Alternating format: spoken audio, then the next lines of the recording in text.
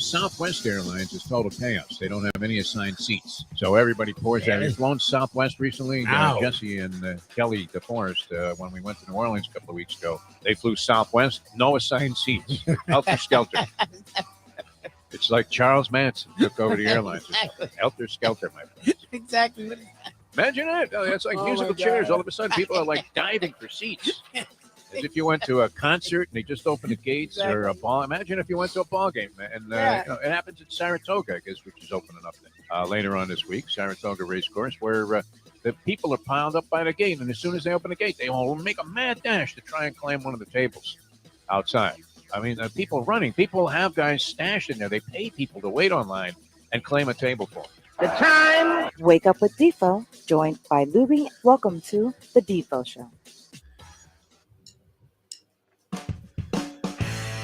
On a beautiful Thursday here in South Florida, where we're the coolest spot on the planet right now, only hitting temperatures in the low 90s, which is exceptionally balmy compared to what's going on around the rest of the world. Not even just this country, but the rest of the world, huh? You see what's going on in England there, Mike Lubie Lubitz? How are you, my fine friend?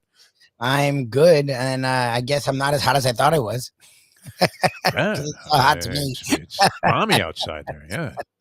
Unbelievable. Only 90-something. It's a scorcher everywhere else. Global warming, I think not, right? No reason to address that. I mean, may as well just keep having whatever emissions go into the air here and just let the planet fall apart because we won't be around to see it, although you'd like to see it preserved for the kids, the grandkids, and the rest of humanity as this whole thing plays out. But we're here and happy to be here. It's a Hialeah Park Trivia Challenge Day. We will have the challenge today.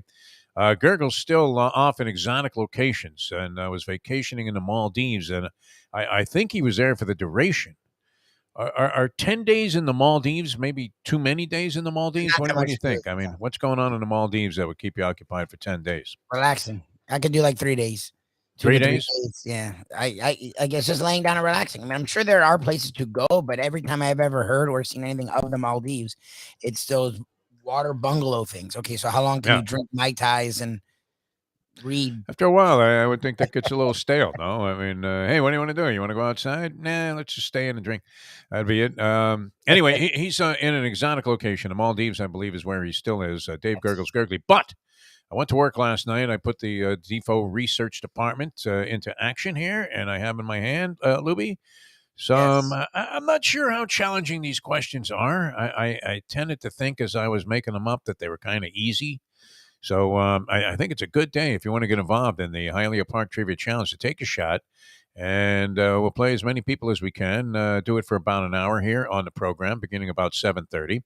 The number is 954 417-0070, right? 954-417-0070. You can dial that up sometime in the next 20 minutes or so. You would be the one person on hold since we still have yet to connect on our multifaceted. I guess, I don't know, is there a way for two people to call in at a time or something like that? I can have people on. Why? I don't get why. We're only going to play one person at a time. I have no problem answering the phone. Because you go through that whole finagling thing. See, you aren't in the position of, hey, there are no callers here, so I have reason to panic. All right, which I've been in that situation so many times in my broadcasting career, especially when this was a much more caller-driven medium than it used to be. And you'd look at the board there, and you'd spill your guts with your best stuff, and you're thinking, wait a minute. Either this went, right underneath everybody because it was too lame for anybody to comment on, or it just flew right over their heads. What do you think? I mean, you like to think it flew over people's heads, but then again, I mean, who wants to, be that kind of a jerk where, you're so sanctimonious that you're talking down to people? We don't want to be Jay Billis here on the air and act like you guys have never seen a basketball game before, but we know everything. Everybody know Andy was right about this. He said this many years ago. Our good friend Andy, who's already addressing us here on the chat line. Andy, you were right. I mean, most people know everything they need to know about sports by the time they're 5 years old. And all of these explanations and all of this stuff. Hey, this one's for the kids. You see that? You get down on one knee and then you block the ball with your body. So this way, if you miss it with your glove, it doesn't roll all the way to the wall. I don't know. Do we really need Jessica Mendoza? No. Oh, no. I mean, who needs all of these endless, ridiculous explanations of the same thing over and over and over again? The funny part about all of this sports analysis is sports is a relatively simple thing to figure out, is it not? Oh, yeah. Oh, we mastered hockey in no time flat once the Panthers made the playoffs for the first time. We knew everything about the league. They got to trade that guy. You know what? Kachuk will never fit in Calgary. He's going to want out of there. And sure enough, he does, right? Who is that? Matthew. I guess it must be Keith's son. Got to be the son, right? Keith Kachuk. I still want to say, wasn't Keith Kachuk? Didn't he play for the University of Maine? And he played baseball for the University of Maine. I want to say that the first time I ever came across this guy, and I don't think I'm wrong about this. The memory isn't that fogged up, but he was a third baseman for the Maine Bears. Keith Kachuk, and he came to play the University of Miami because the University of Miami baseball used to feast on these teams from the Northeast that would come down here for their initial games. And the Northeastern teams naturally were thrilled, right? Because it's snowing there. They come down here to Miami. They're bikini-clad babes on the quad, and they're walking around, and everybody's going to the beach. And they would come down here and just get bludgeoned by a University of Miami baseball team that had been outside practicing and playing simulated games all winter long while they were bottled up. I remember, believe it or not, the Syracuse baseball team, Lubie, you'll love this. We used to work out in the Manley Fieldhouse, which was the actual basketball arena at that time for the Syracuse basketball team. And the floor would be on one side there, the basketball floor, and then we'd be mucking around in the dirt at the other end of the Manley Fieldhouse. But you never got outside. And when you did, I mean, it was so cold, you couldn't do anything anyway. So it was just real easy pickings for the University of Miami. But I want to say that Keith Kachuk came down there as a third baseman for the University of Maine and played against the University of Miami in a baseball game. Is that even close to accurate? That's not what it says here. So maybe okay.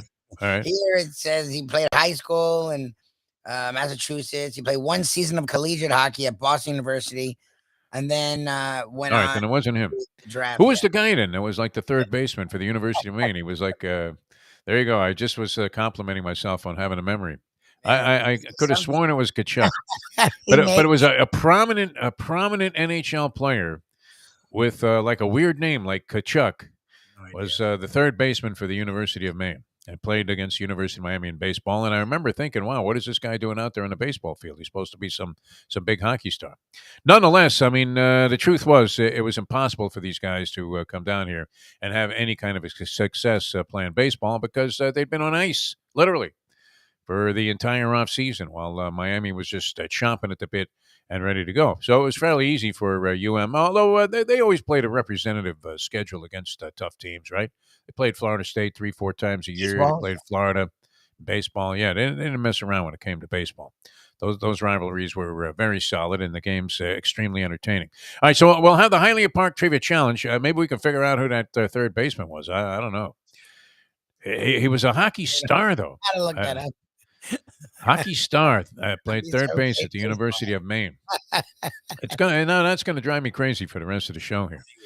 But anyway, I think these questions are pretty easy. I don't know. Gurgles and Polyman were masters at writing questions. I would dive in there every now and then. And mostly lean on my boxing, horse racing, whatever.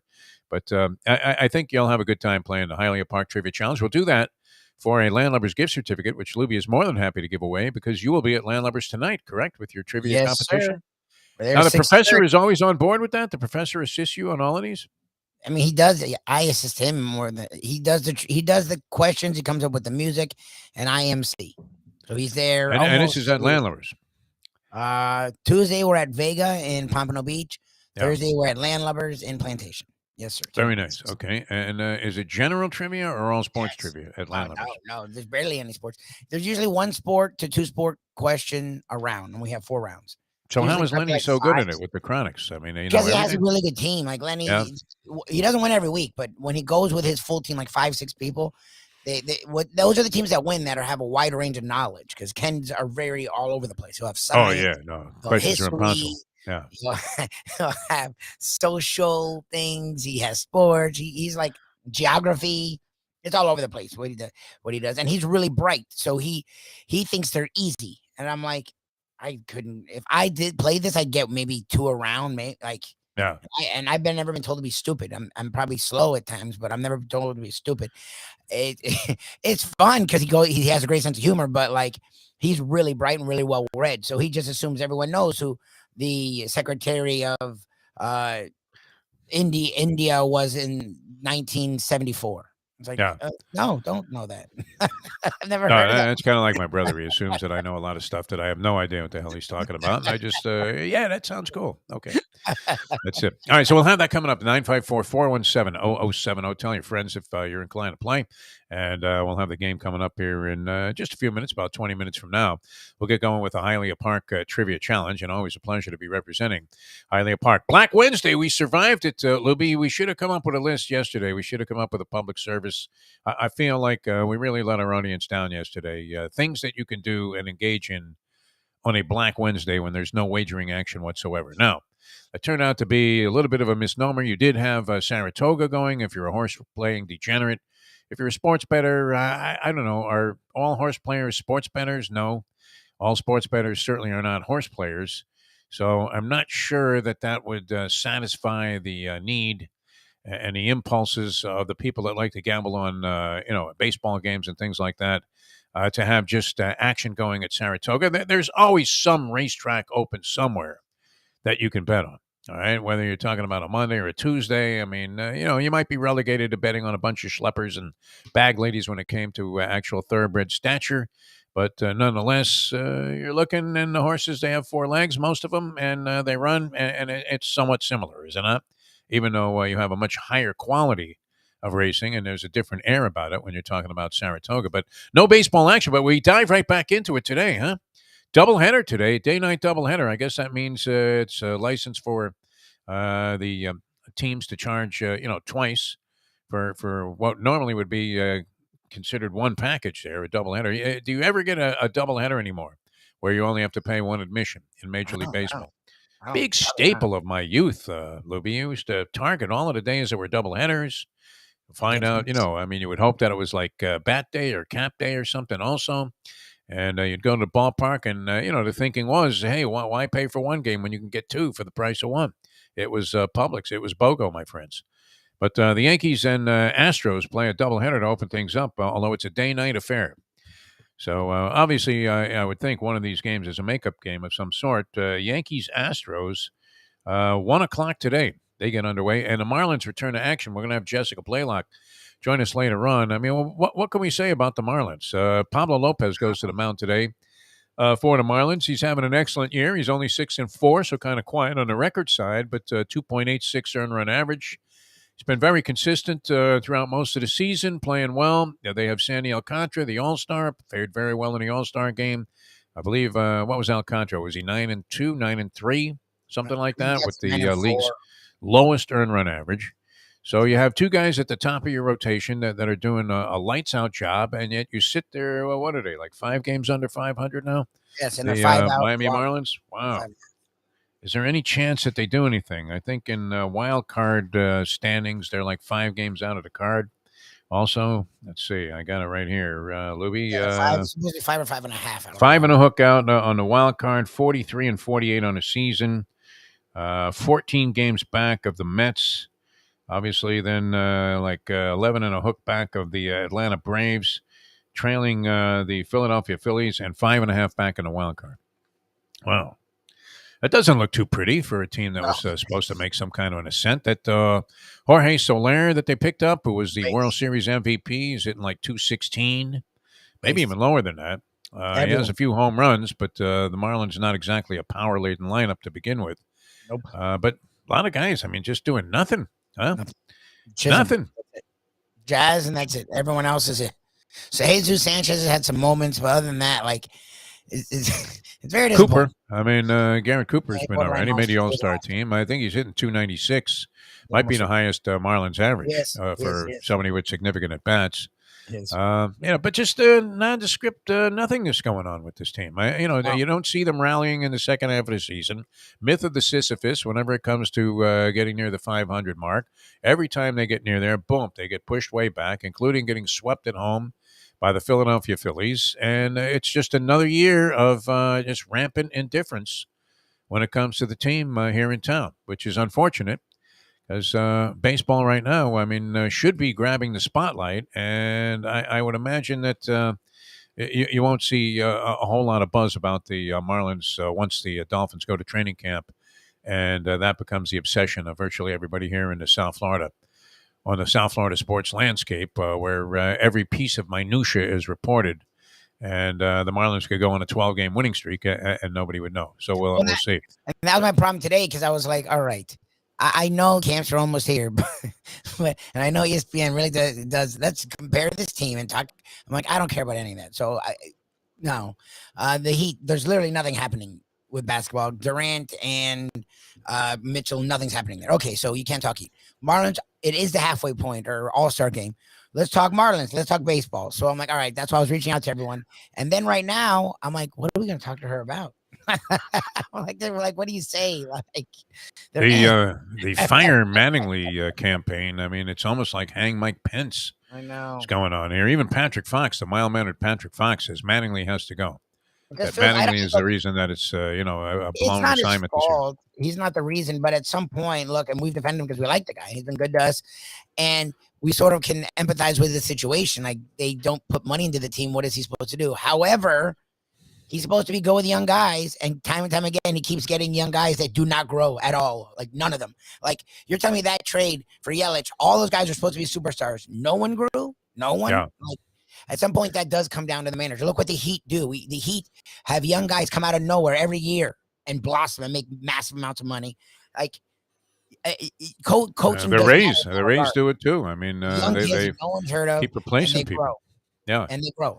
To me, that is on the manager. Like, Mattingly supposedly embraced being the manager of a young ball club, helping them grow. Has anyone ever grown? Chisholm. But Chisholm was a star before he got here. Like, you knew what Chisholm was like. Outside of Jazz, Chisholm, has anyone in the order gotten better in their time here? Like, I can't think of one person as a bad. They go up there looking like sacrificial lambs. Lost.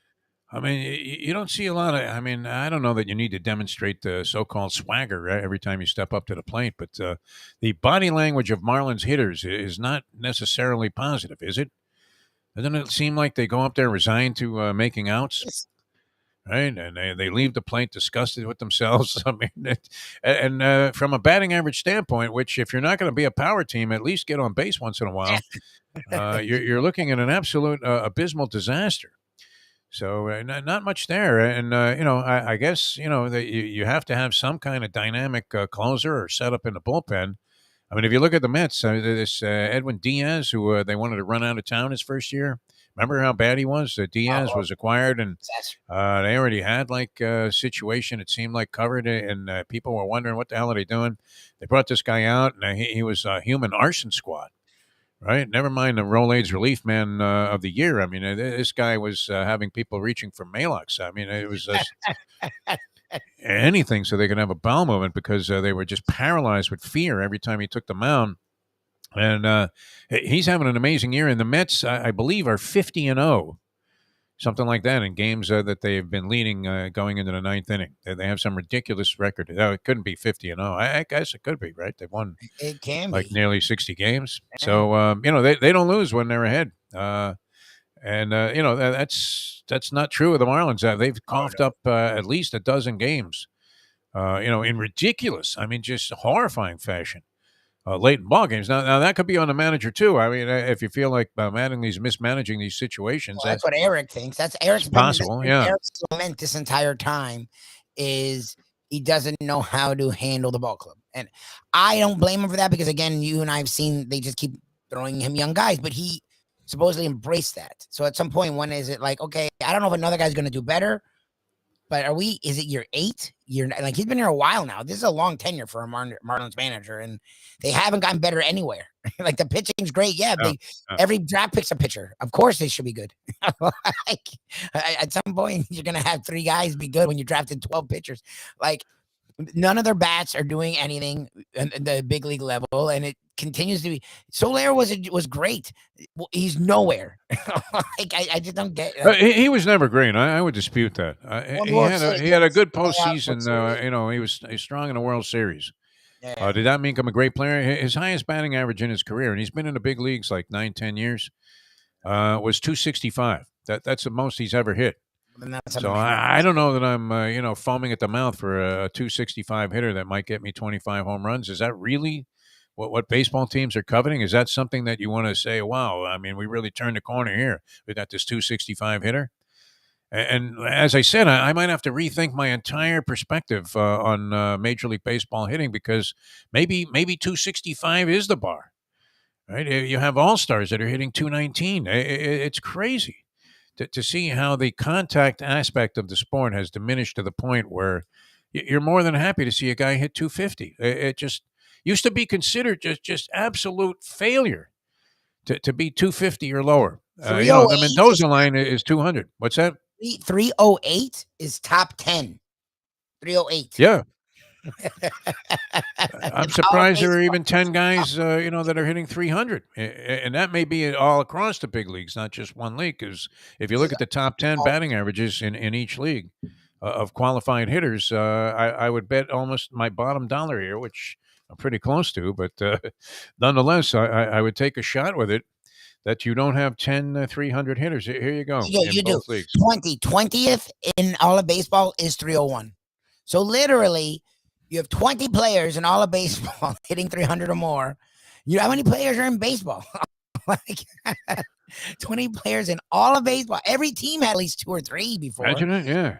20 players in the entire sport at 300 or higher. Like, that's nuts to me. Like, seems insane, doesn't it? I mean, there has to be, somebody manufacturing. I don't know that you necessarily. It's not like a contact hitter necessarily, but a guy that can actually hit for some kind of consistent, average. Where you would think 300 would not be an impossibility. It still means that you're making outs 7 out of 10 times. That's not good, but it's like, okay. That's crazy. Manfred, man, I mean, and they're just making more and more money, which is insane. They're offering guys like Juan Soto, who, the Yankees are already being attacked by the New York press that if they don't make a move on Juan Soto, or if the Mets don't, that, they're absolutely derelict when it comes to front office thinking. And again, the guy, demonstrated he's a great player. He's 23 years old. He's hitting 240. Yeah. So how great is it? Now, this happened with Bryce Harper. Now, Harper's having a great year. He's out. Now, I don't know that he even comes back this year for the Philadelphia Phillies. Bryce Harper, who, broke his thumb and had surgery on it. And, he was having a real good year. I mean, he's bouncing back off an MVP season. We were always all over Bryce Harper saying, what is the thing with this guy? I mean, we'd seen some potential, but he really, had not measured up anywhere close to it. I mean, the guy was hitting, 238 with a lot of strikeouts, and that seemed to be more of his MO than what we saw last year. But this year he was having a real good year. He was hitting like 315 and had a lot of home runs when he went out of the lineup there, and was doing a lot of good things. But he was like the poor man's J.D. Drew there for a while, wasn't he? Where you looked at a guy and you said, this guy's supposed to be great. He's making money like he's great, but what the hell is he really doing? Nothing. I mean, how excited can you get to see a guy strike out all the time and hit 236? And that's your superstar? You have to be kidding me. But, wow, my standards are probably in a stone age. Mayo was all over me yesterday, Mike Mayo, about, this whole chicken wing thing. We were on Mike Mayo's Lunchbox, which airs at 12 every day. You guys are going to be at some ice cream parlor again today. That's awesome, man. Cleveland. This Mayo summer tour of ice cream parlors with Nicky Mohan is exceptional, and definitely is something to be witnessed. But it's pretty clear. You used to go to a sports bar, and an order of chicken wings was just like, "Hey, let's start it out with an order of wings," right? Yep. And you were thinking, "All right, so 10 wings. What do you want, 10 or 20?" You'd go for the 20 if you're with a bunch of people, and it'd be like less than $20 for the 20 wings. And now, a 10 wing platter is, $17 in a lot of places, and that's not even a price gouge. That's like the norm. Yeah. So a cheap item like that, an item that was relatively cheap, where it was like $9-10 for a platter of 10 wings in most places on a regular basis, all of a sudden it goes to 17. That's an exceptional increase, is it not? Yep. You would have to say. And, Mayo's telling me, oh, no, you're in the Stone Age because, you're thinking that it was like 10-cent wing night or something. No, it wasn't that long ago. No, it wasn't that long ago. I mean, we're talking 2 years ago. You used to go in, hey, order a wings. You go, oh, look at that, $9.95, not bad. So, to have a 100% increase almost is, I would say significant, but, Yep. but it's not Stone Age thinking to think that wasn't that long ago. I mean, how is it possible that this has become so diminished in terms of importance that nobody cares that you don't have any 300 hitters in Major League Baseball anymore? I don't know. It's insane. It's weird. But- And look, and what's interesting is this isn't some opinion of just us or just like people who are uber into baseball. Like this is the opinion of people across the board. So to me, the fact that the baseball is just sitting on their hands doing that, I don't want them getting rid of shifts or anything like that because managers should be able to exploit every opportunity. But there's got to be something they can do to rise action. In all sports, they find ways to tinker with the rules to make there be more offense. They need to tinker with the rules to make sure there's more baseball. It's just nothing happens. It's amazing. Even people like PC, who's Mr. Baseball, used to make fun of me. Even he doesn't watch games anymore. Like even he says, yeah, it's it really is. It's hard to watch a full game. As much as I grew up loving baseball, it's hard to sit there and go, okay, here's the first pitch, and you're going to sit there in front of the television set for all 9 innings. Are you kidding me? And the incentive to go to these games, with the Marlins, there's zero atmosphere. It's sad to say. And it's not like the old thing, nobody goes there anymore. It's too crowded. I mean, it just nobody goes there anymore, and nobody ever did prior to this. My buddy said, and he's great. He went the other day. He actually went for the Alcantara, where he went against Syndergaard, which is actually a really good pitching matchup, and the Marlins ended up winning. And he's like, what's cool about going to the games is you can go with your kids, and they watch little, and then they can play on the phone. And if you have work to do, you can just take out your laptop and do work. And I said, good for you. And in my head, I'm like, you want to be engaged when you go to a sporting event. Exactly. You don't want to be sitting there like, saying, hey, this is great because I could be doing this in my living room. I'm like, what the fuck? Zero atmosphere. I mean, they've been able to create zero atmosphere. It's unfortunate. And I don't know. I mean, there was always the question. I answered these questions a zillion times when there was talk of a baseball franchise coming here. Now, basketball, you figured that's going to work because NBA is, is working anywhere. NHL, nobody was really sure, and I'm not sure that what the result would be. What would you say? Would you say that the Panthers a success as a franchise? They're still here, and there doesn't seem to be any conversation of them going away. The Marlins have been the subject of talks of contraction. Remember that? That was ugly. And, of course, they were going to move the team when Jeffrey Loria was there with that cracker judge from San Antonio on opening day. And this is what his message was to the fans. You better come out here or I'm going to sell it to this jerk. Okay. Okay. Go ahead, Jeff. Sell it to him. Sell it to him right now. Here you go. Have a popcorn while you're at it. That was my favorite. Everyone's response was like, okay. What kind of idle threat is that, right? Shit. You better not ignore me or something bad's going to happen. It's like, okay, good. Yeah, send a team to San Antonio. Nobody would have cared. Who would have saved money on that stupid stadium? Imagine it. Wow. And I like the stadium, but there's no need for it. Stadium's nice, but to house 6,000 every night, you really don't need the retractable roof stadium. Exactly. So you can play a soccer match. At the cost of $8 zillion, which the city will be paying for the next 300 years. A bankrupt city that can't take care of the simplest of problems because of financial red ink that they're swimming in forever. No, it's interesting. Sports and the relationship to the community and society, but not a whole lot happening there. All right, we're going to get into the trivia challenge here. We're going to shake it up a little bit. Hialeah Park Trivia Challenge coming up. Jessica Blaylock is going to join us about 8:40 this morning on the show. She's always a hoot. Of course, she's with Fox Sports Florida and Bally Sports Florida. Yeah, they sold out to a casino interest, which I'm always in favor of. Bally Sports Florida, Bally Sports Sun, and does a dynamite job. She's great, and she's been doing a lot of the hosting of the pregame, postgame, and in-game shows that they do with Marlins baseball, and of course was all over the hockey scene during the NHL season. But we'll get into it a little bit with Jessica Blaylock. See what's at the bottom of this Now, naturally, people that are inclined, they're inclined to be positive if they're on the broadcast. You're rarely going to hear somebody say, and I don't begrudge him this. If a guy is broadcasting for a team, or in this case, a young lady broadcasting for the team, I mean, you can't figure that they're going to say the second half of the season is not worth watching because this team sucks and they're just never going to go anywhere. I mean, that would not be the opinion that you would get from anybody, and you wouldn't expect that, right? So it'll be a little dose of optimism, I hope, because I would like to have incentive to get excited about this. And every time they get near 500 this is like for the last 10 years, it seems like. Yep. They get shoved back into the deep water again, and all of a sudden they're scrambling, thinking, "Hey, how long can I tread water here before I get another shot at this?" All right, come back with the trivia challenge. Dial us up if you want to play. 954-417-0070. Lubie's got the Landlubber's gift certificate. He'll be there tonight with the professor. If you want to meet the professor, also, who has been killing it with the big board on the Friday Degenerate Friday shows. Yes, sir. And he'll be on with us again tomorrow. I don't know how he keeps coming up with these things, but Every week. pretty amazing, right? As a guy that's always been trying to come up with new ideas and stuff for the last 40 some odd years for the purpose of entertainment here on local broadcast outlets, not that easy to come up with something like that every week. And he's been doing it, so that'll be a lot of fun tomorrow. Dial us up if you want to compete. Hialeah Park Trivia Challenge going to get underway here in just a minute.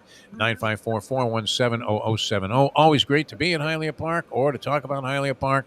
I love the place. I really do. I always have. From the minute I walked in there, I was just absolutely overwhelmed with the inherent beauty of Hialeah Park. I still love it every time I drive up in that clubhouse entrance there to go to the champion simulcasting room or attend one of the functions there.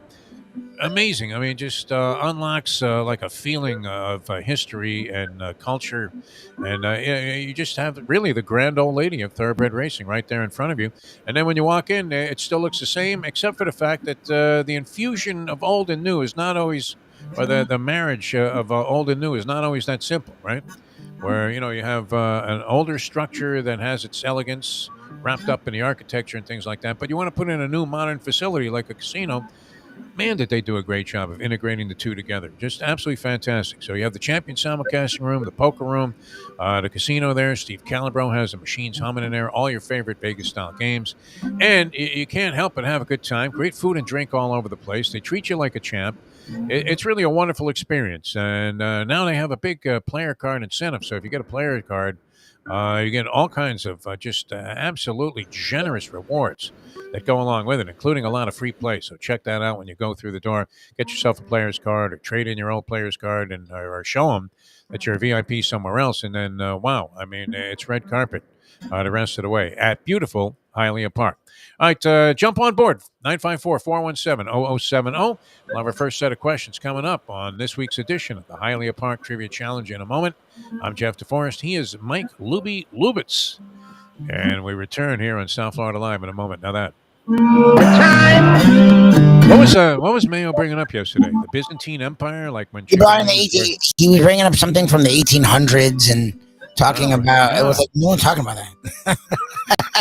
Chicken wings were like they had 35-cent wing night like 5 years ago. Yeah, and the reason that's 2 or 3 years ago you can get 50-cent wing night. Like normally it was like 70 cents a wing. Like maybe 100, right. Maybe Yeah, 80 cents 10 a wing. wings $1 wing was a lot. Like you weren't $10.95 for 10 wings was like, whoa, man, are you guys kidding me, man? Why don't you just put a gun in my head and ask for my wallet?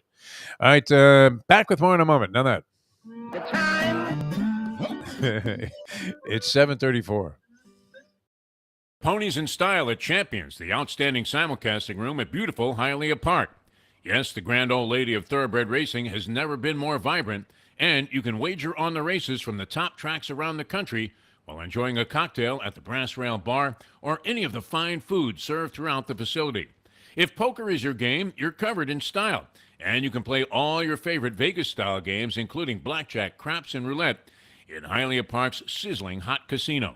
Get a player's card when you walk through the door for all kinds of generous amenities, including our favorite, free play, when you come out to the ultimate casino and entertainment destination, Hialeah Park. Hey folks, Tony Segreto here. Since day one, Catholic Health Services has been part of Old School. And since we've started letting people know about them, it's changed their lives. You see, Catholic Health Services, while being recognized as one of the top places for stroke rehab in the country, it's also about a group of people who not just excel in what they do, from the doctors to the nurses to the therapist, on and on and on. It's how they do what they do every single day that separates them from the pack.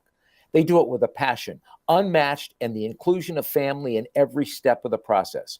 Trust me when I tell you this. If you want the best, unmatched rehab with a special group of skilled, caring people, there is truly only one place, and that one place is Catholic Health Services. These days, we're all looking for comfort anywhere we can find it. Thank goodness for Landlubbers Raw Bar and Grill in the Plantation location, because they are making sure you are as comfortable as possible. First of all, they're not only open for delivery and pickup. All you have to do is go to landlubbersbarandgrill.com for both pickup and free delivery. Their hours have changed a little bit. Monday through Thursday from 3:30 to 10, and Friday, Saturday, and Sunday from 11:30 to 10. You're going to have the best wings in the world.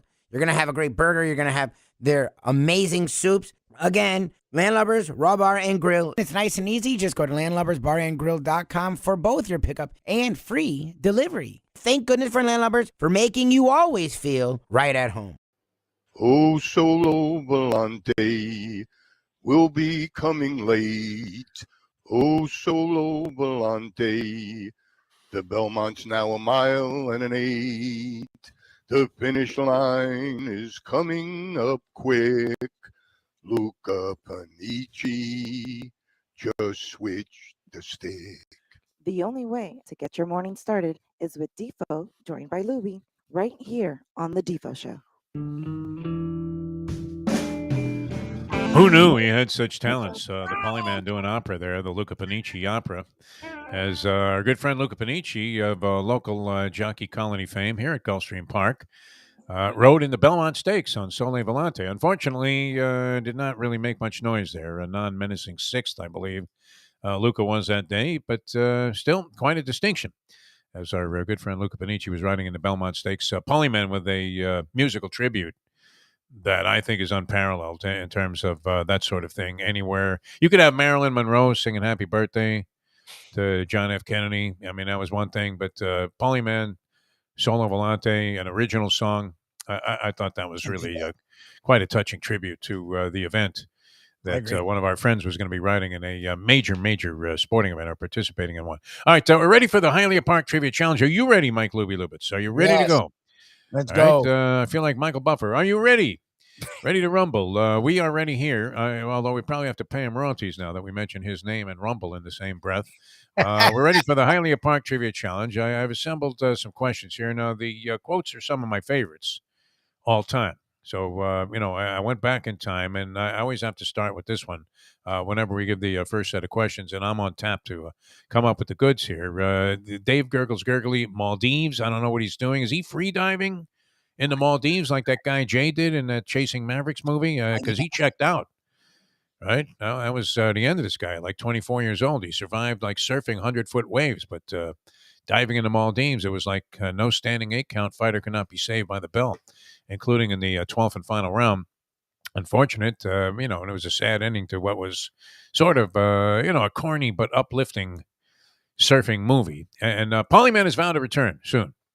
I heard from the Polyman the other day. He's alive and well, and he's vowed to return to the program very, very soon. I think we're going to see the return of the Polyman. I'm going to go over on that. Right, Polyman returns for at least another show. Yeah, shouldn't be that bad.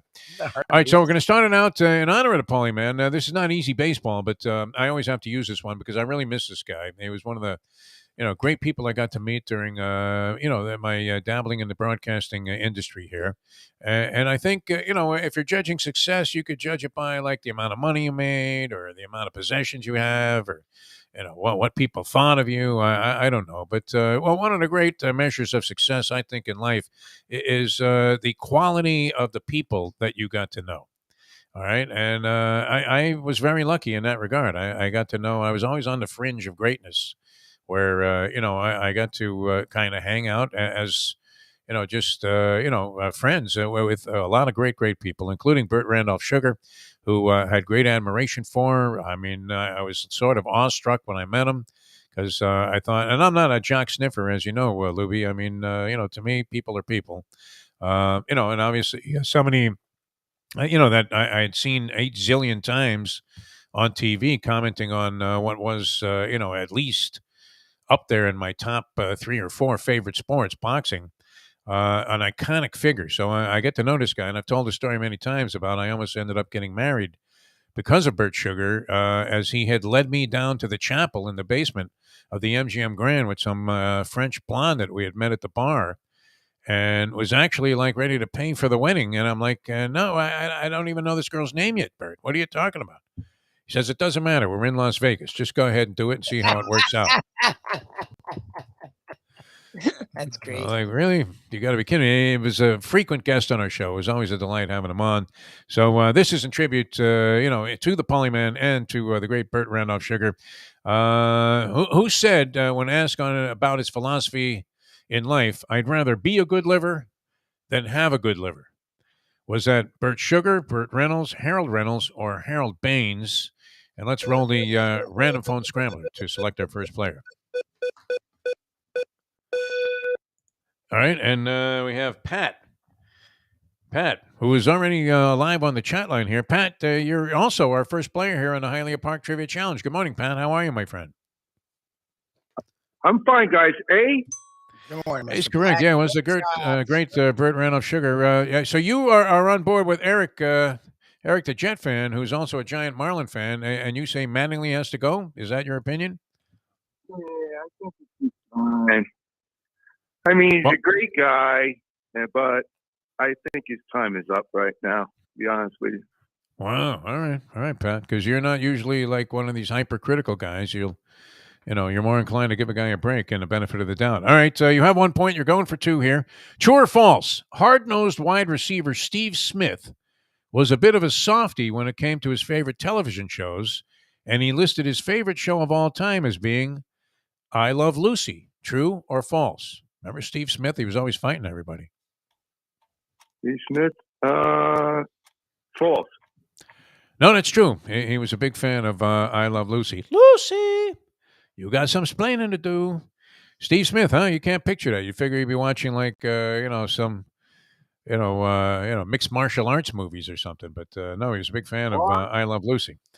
All right, you have 1 point going for 4 here, Patrick, and good luck with this one. A 3-point question out of the world of baseball, and a very recent occurrence. When Giancarlo Stanton won the All-Star Game MVP on Tuesday night, he became the 3rd Yankee player to earn that distinction since 1962. One of the others was Derek Jeter. Who was the 3rd Yankee All-Star MVP in that span? Was it Mariano Rivera, Denny Doyle, Thurman Munson, or DJ LeMahieu? Rivera. It was Mariano Rivera. Very nice. I thought that one was going to be a little bit too simple, but you now have 4, going for 9 to set the pace. Here's your 5-point question. All right, and you might have been there this day also. Were you at Shea when Jim Bunning pitched his perfecto on Father's Day in 1964, Pat, or were you too young for that? He's one of the I millions. was, what was I, 11? No, I wasn't at that game, no. Okay, I was there along with everybody else in the world.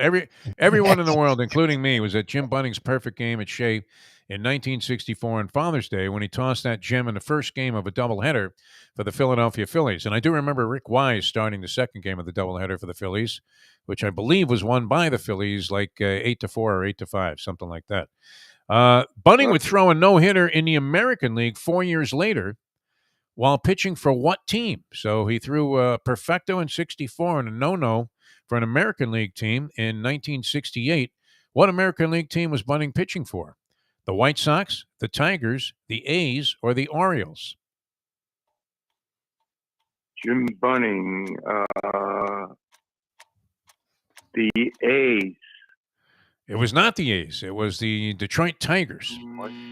Pitched a no-hitter in 1968, sometime in like mid-July.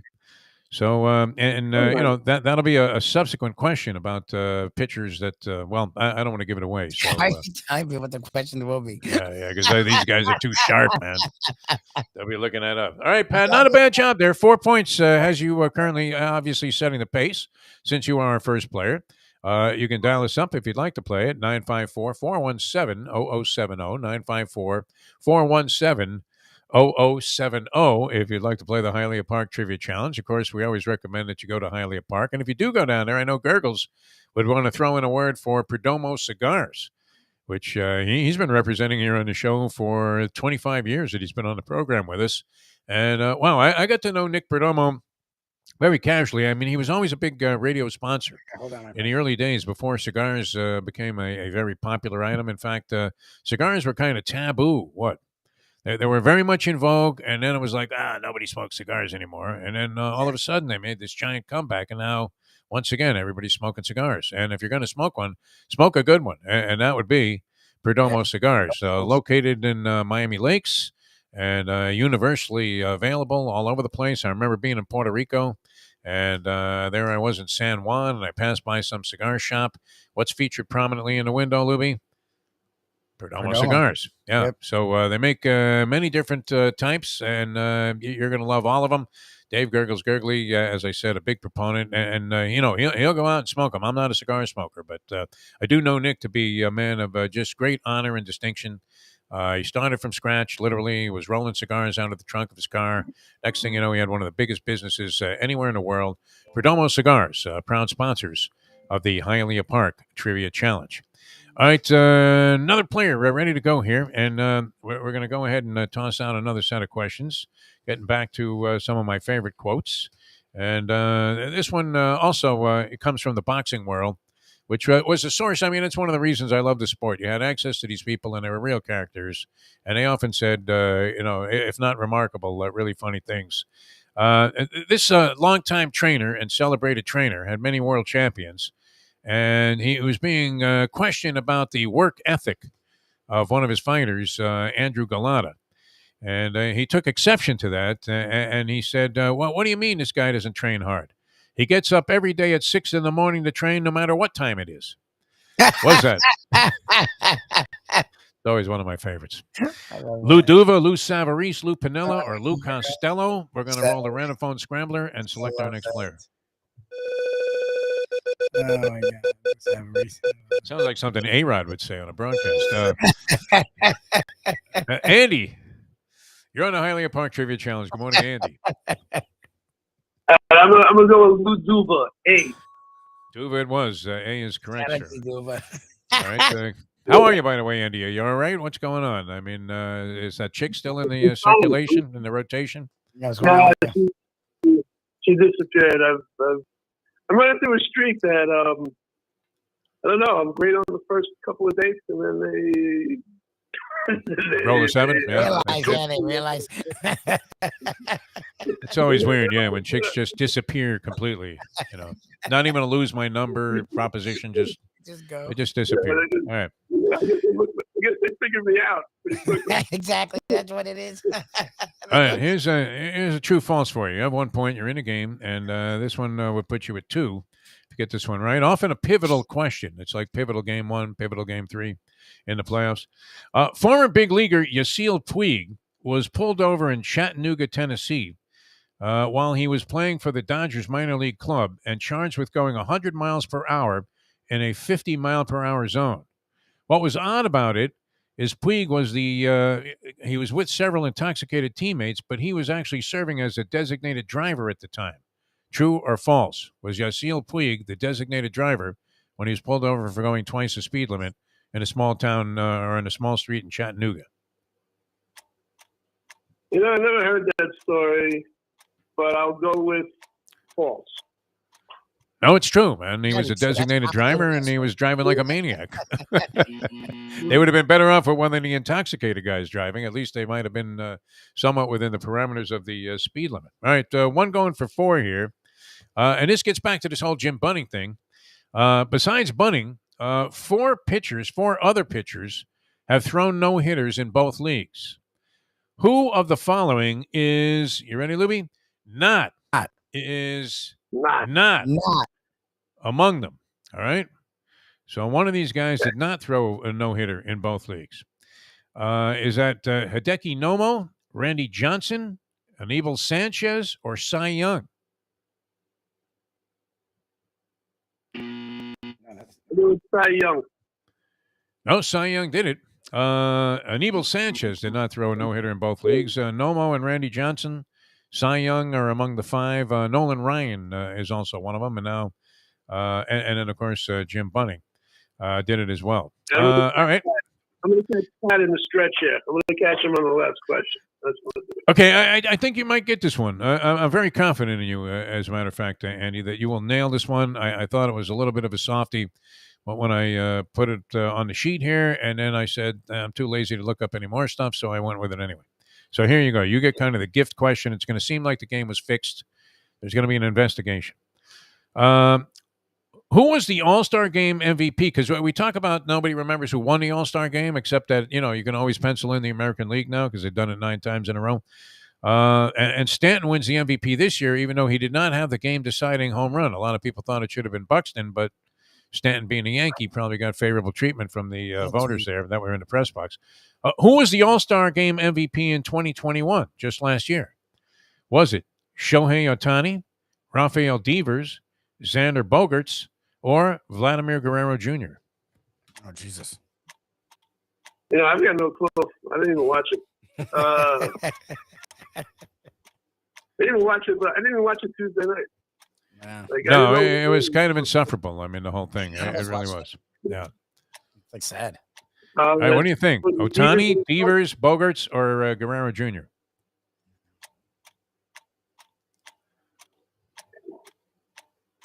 Guerrero. It was Guerrero. That's what I'd go with. Let's just go with him. Nice the big job. contest. Yeah. Wow. With no knowledge whatsoever and just a flat-out guess. The lead. All right, hang around, Andy. There you go. All right, you're in the lead there, Andy. Good job. So Andy tearing it up right now has 6 points. Pat has 4. A very competitive game here. You can dial us up if you want to play 954-417-0070, 954-417-0070 if you'd like to play the Hialeah Park Trivia Challenge. Once again, Hialeah Park, just a beautiful place to go, man. I mean, you can't get any better. You know me, Lubie. I love a casino atmosphere. Like when I'm walking into a casino, I feel like I've been reborn. I really do. Yes. Yes. And a lot of times when you're walking out of a casino, you wish you had never lived to begin with. Like Des Door. Not the case at Hialeah Park, my friends. Win, lose, or draw, you're going to be a happy person. Because, wow, there's always something good going on there. It's just a great vibe, right? And maybe you're one of those people that actually does, root for other people to do well. Right, Lubie?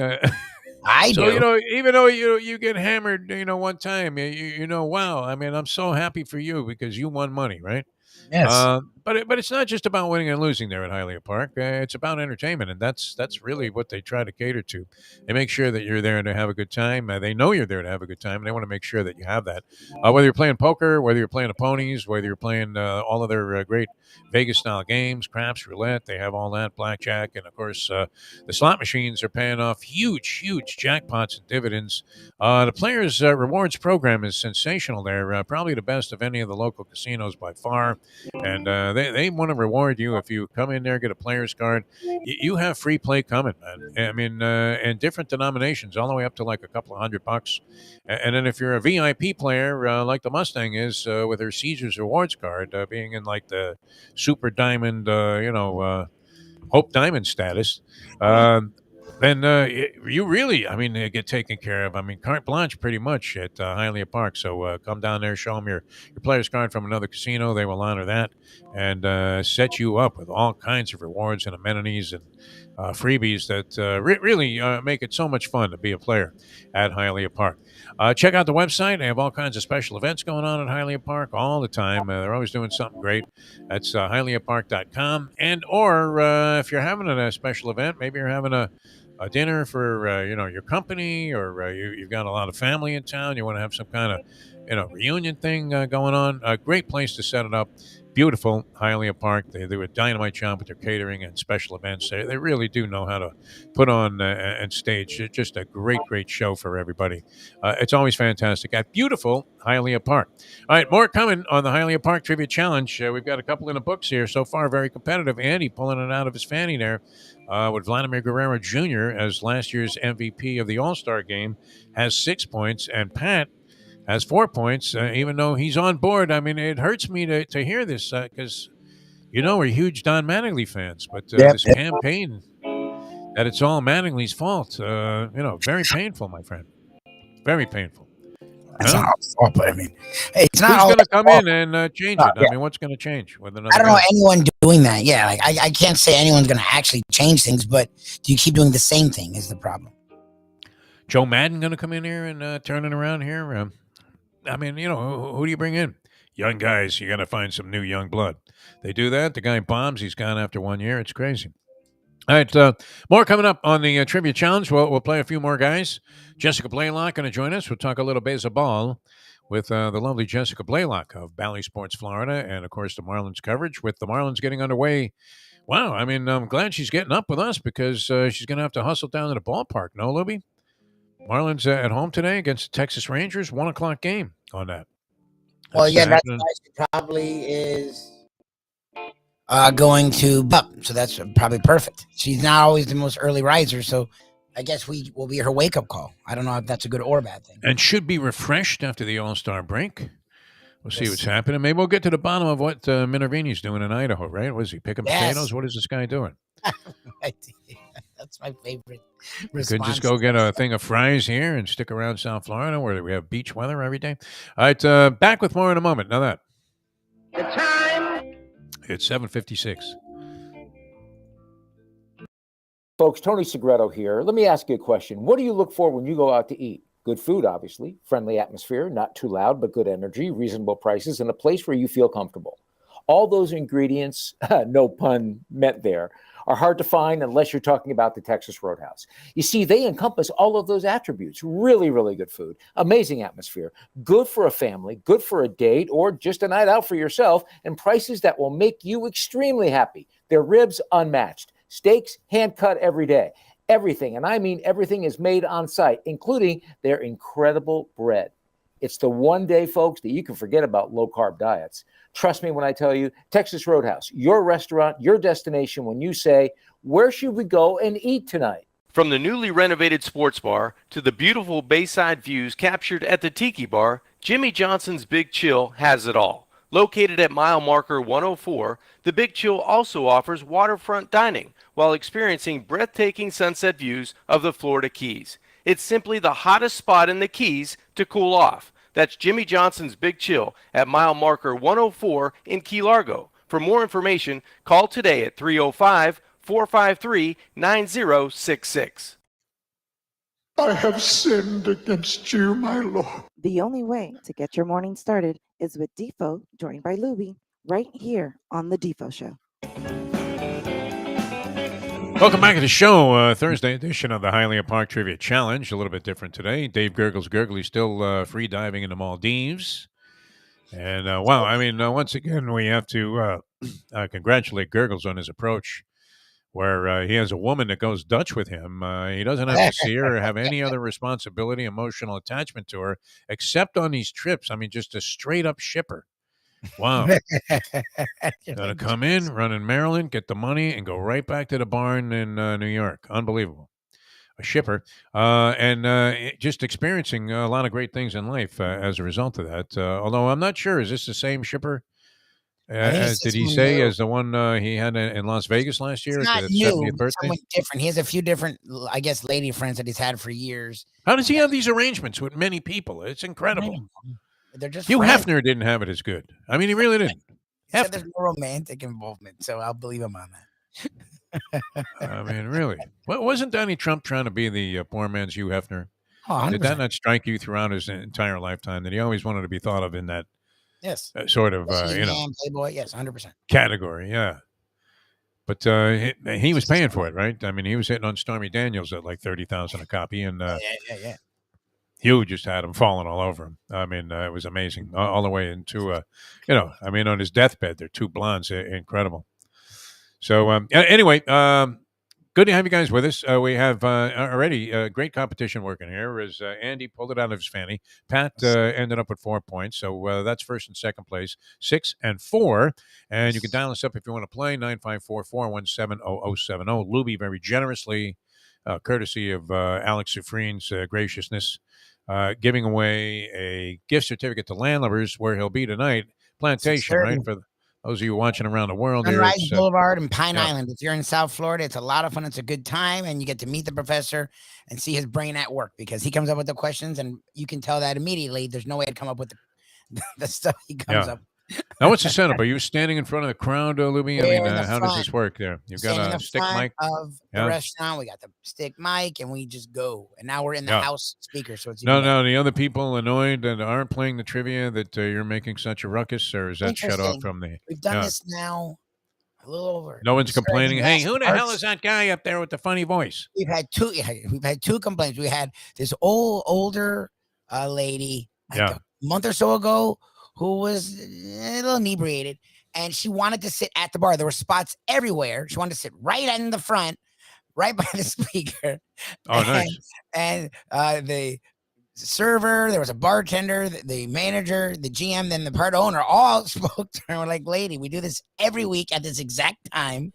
Sit anywhere else. You'll be fine. Yeah. She's like, no, I'm a customer. I want to finish my wine. It's like, finish your wine, but we're not stopping trivia for the entire restaurant because you don't want the speaker in your ear. But outside that's been like one person in over a year. Like, people actually come and they really enjoy it. We have a lot of regulars now. Like, people really get into it. It's really cool. Oh, good. All right. Well, I'm glad that's a party.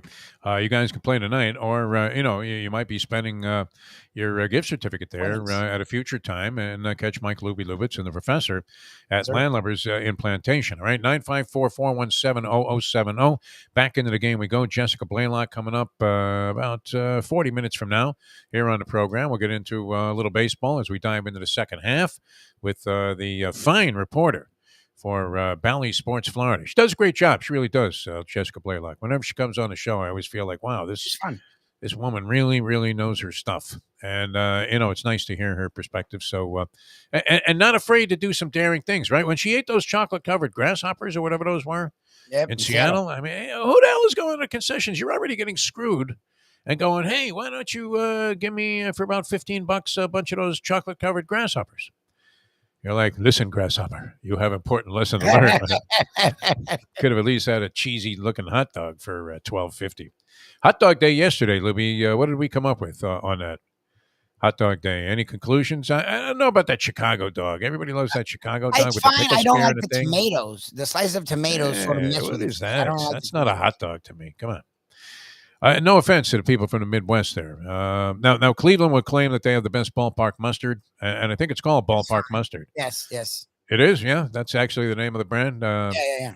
Not sure I agree with that. I was always a Gouldens guy, and there was nothing like it. The hot dogs at Shea were not of any great distinction, but for some reason they were terrific. Lubie, I don't know. Is that true? It's not true of all ballparks, because when they started putting it in like aluminum foil, and they had been cooked like days before, those hot dogs really don't have any character to them whatsoever, do they? No. Horrible, right? That's what you get at like Marlins Park. You can't get like. Can you find like a grill somewhere where they're actually grilling hot dogs, or is that I don't know. You have to have a quit claim deed on your house in order to buy one? All right, here we go. Ready for our next challenger here on the Hialeah Park Trivia Challenge, and we're going to toss this one out here. And this, a fabled football quote from one of the great philosophers, actually, when it came to this sort of thing, was able to relate. That's one of the interesting parts about sports, is how relatable is it to other endeavors in life. And I think this probably applies to almost everything, right? So who said, when asked about his definition of success, that the only place success comes before work is in the dictionary? How about that? It's pretty deep. Was that Vince Lombardi, Vince Young, Robert Young, or Loretta Young? Oh, my God. Only place success comes before work is in the dictionary, my friend. It's very bright. Yeah, I want to seal over here. I want to seal over here. You can see Vince saying something like that. And we welcome to the show, Ron. You're on the Hialeah Park Trivia Challenge. Good morning, Ron. How are you, my friend? Good morning, fellas. Go with A. Morning, Mr. It was the man himself, Vince Lombardi, came up with that gem. All right, true or false? Race car driver Danica Patrick doesn't come from a racing family, but engines are in her DNA because her mother was a snowmobile mechanic by profession. True or false? Danica Patrick, her mother, a snowmobile mechanic. That sounds crazy enough to be true. It is true, as a matter of fact. Danica Patrick, yeah. So that's where she got it from, and I guess snowmobiles crash frequently, so that might have also been passed along as a genetic thing. It wasn't all Danica's fault. All right, we just saw the World Track and Field Championships. I don't know if they're still ongoing. Are they, Lubie? I mean, this is like a... They finished. Is it a multi-week event? What the hell? It's longer I than saw a lot of golds and silvers, so I presume that is the end of them when they're getting out. It got me in the mood to get into a little track and field here. Jim Sarney kind of inspired this whole idea. Usain Bolt holds the world record for the 100-meter dash at 9.572. In May of 2008, he became the world record holder for the first time with a 9.72 clocking, eclipsing the record of what sprinter on that run by 2/100ths of a second. In other words, who held the record prior to Usain Bolt? 100-meter dash. Was it Maurice Green, Asafa Powell, Tim Montgomery, or Ben Johnson? I don't know. You didn't put the guy I thought it was on there. I think it was Asafa Powell. It was Asafa Powell. Nice, good for you. So wow! This is a stunning development here as we sit on the border of a possible sweep. Okay, and I think this one is almost spoon-fed, my friend. So you might be sitting very much atop the pack here after this question. Right now, you have 5 going for the sweep. Puts you in second place. Tom Brady holds the records for the most 3 and 4 touchdown passing games in NFL history. He's thrown for 3 touchdowns and 4 touchdowns in more games than anybody else. However, he is in a tie for second in the 5 touchdown passing game category. Behind what NFL quarterback? Patrick Mahomes, Dan Marino, Aaron Rodgers, or Drew Brees? Oh, Jesus. Dan Marino. I wish it was Danny Boy, but it wasn't. No, Drew Brees has the record all time for 5 touchdown passing games, and I believe that record is 11 or something like that. Whereas Brady, I think, had 9. All right, 5 points, though, has you in second place. So you knocked Pat out of the competition, the guy who wants to see Mattingly go down. I don't know if the gods of baseball were, being especially adverse to Pat's opinion that Mattingly, one of the great guys of all time, Donnie Baseball, has to go, although not an uncommon opinion, my friend. Not an uncommon opinion. So you sit there with 5 points, and you're in pretty good shape. You'll try and squeeze in one more before we go to the finals here. So you can dial us up if you want to play. 954-417-0070, 954-417-0070 if you'd like to play the game. As very competitive today, huh, Lubie? I mean, I thought these questions were a little too easy, but they seem to be right on the money in terms of brain-busting, challenging, type of questions for our very, very astute players there. All right, we'll go with one more, and here we go. I'll toss it out this way. And it's one of my favorites of all time, any sporting quote, where ask what his plan was and what he thought the solution was to the losing ways of his Orlando Magic basketball team. This basketball general manager said, "We can't win at home, we can't win on the road, and as a general manager, I just can't figure out where else to play." That guy was great, man. That's a new one. You haven't thrown that one out. I like that one. That goes way back in the history of the game. Sure, was that Pat Williams, Pat Boone, Aaron Boone, or Boone from Animal House? And we'll roll the random phone scrambler. I'm sure this man knows the answer to this question. The fabled one himself. Maybe now the name most associated with the Hialeah Park Trivia Challenge in terms of a player, Lenny the Chronic. Chronic, how are you, my friend? Good morning, everybody. Good morning, guys.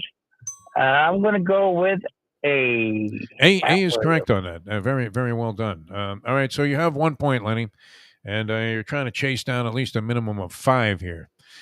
True or false? Dwight Howard has laid down the law in the paint. I mean, especially during his run with the Magic in Orlando, he was pretty tough in there. Would you agree, Lubie? Dwight Howard, tough in the paint. For a few years. He was great. Yeah. But true or false? Howard's uncle Paul was the Georgia DA who prosecuted Ray Lewis when he was arrested on suspicion of that double murder in Atlanta around the Olympics. True or false? His uncle Paul, Howard's uncle Paul, was the Georgia DA in that case. I'm going to say false. No, that was true. He was. Oh, my God. I figured I'd fool everybody by it because normally I just make this crap up. Exactly. And they're all false because I couldn't find anything interesting that was true about anybody. All right. This one I know you're going to nail. I think it's both of these I think are too easy for you, Lenny, but I'm going to go with them anyway because that's where we're at. We fetch all the time. We did it earlier this morning, and we're going to do it again later on when Jessica Blaylock joins us after the trivia challenge here today. We fetch a lot about batting average as a would-be standard of the overall quality of Major League Baseball hitters. It's common now by mid-season to see less than 10 guys, which, by the way, it is less than 10 guys in the American League, Lubie. Like 298 is there like in 8th place or something. 20 for all of baseball. Ridiculous. Honestly. Less than 10 guys hitting above 300. The lowest batting average ever to lead a league for the batting title was 301. A title won by Andy put it up already. Yeah, it was Yastrzemski. Andy had it in the chat, Defo. I don't know, Lenny. You want to hear any other choices? I mean, it might have swayed you a little bit. Chat, but everybody knew that, right? You won the Triple Crown that year with a 301 batting average, right? Yeah, 301. Ridiculous. Yeah, pretty crazy. All right, so that gives you 4 points, Lenny, going for 9 and the lead.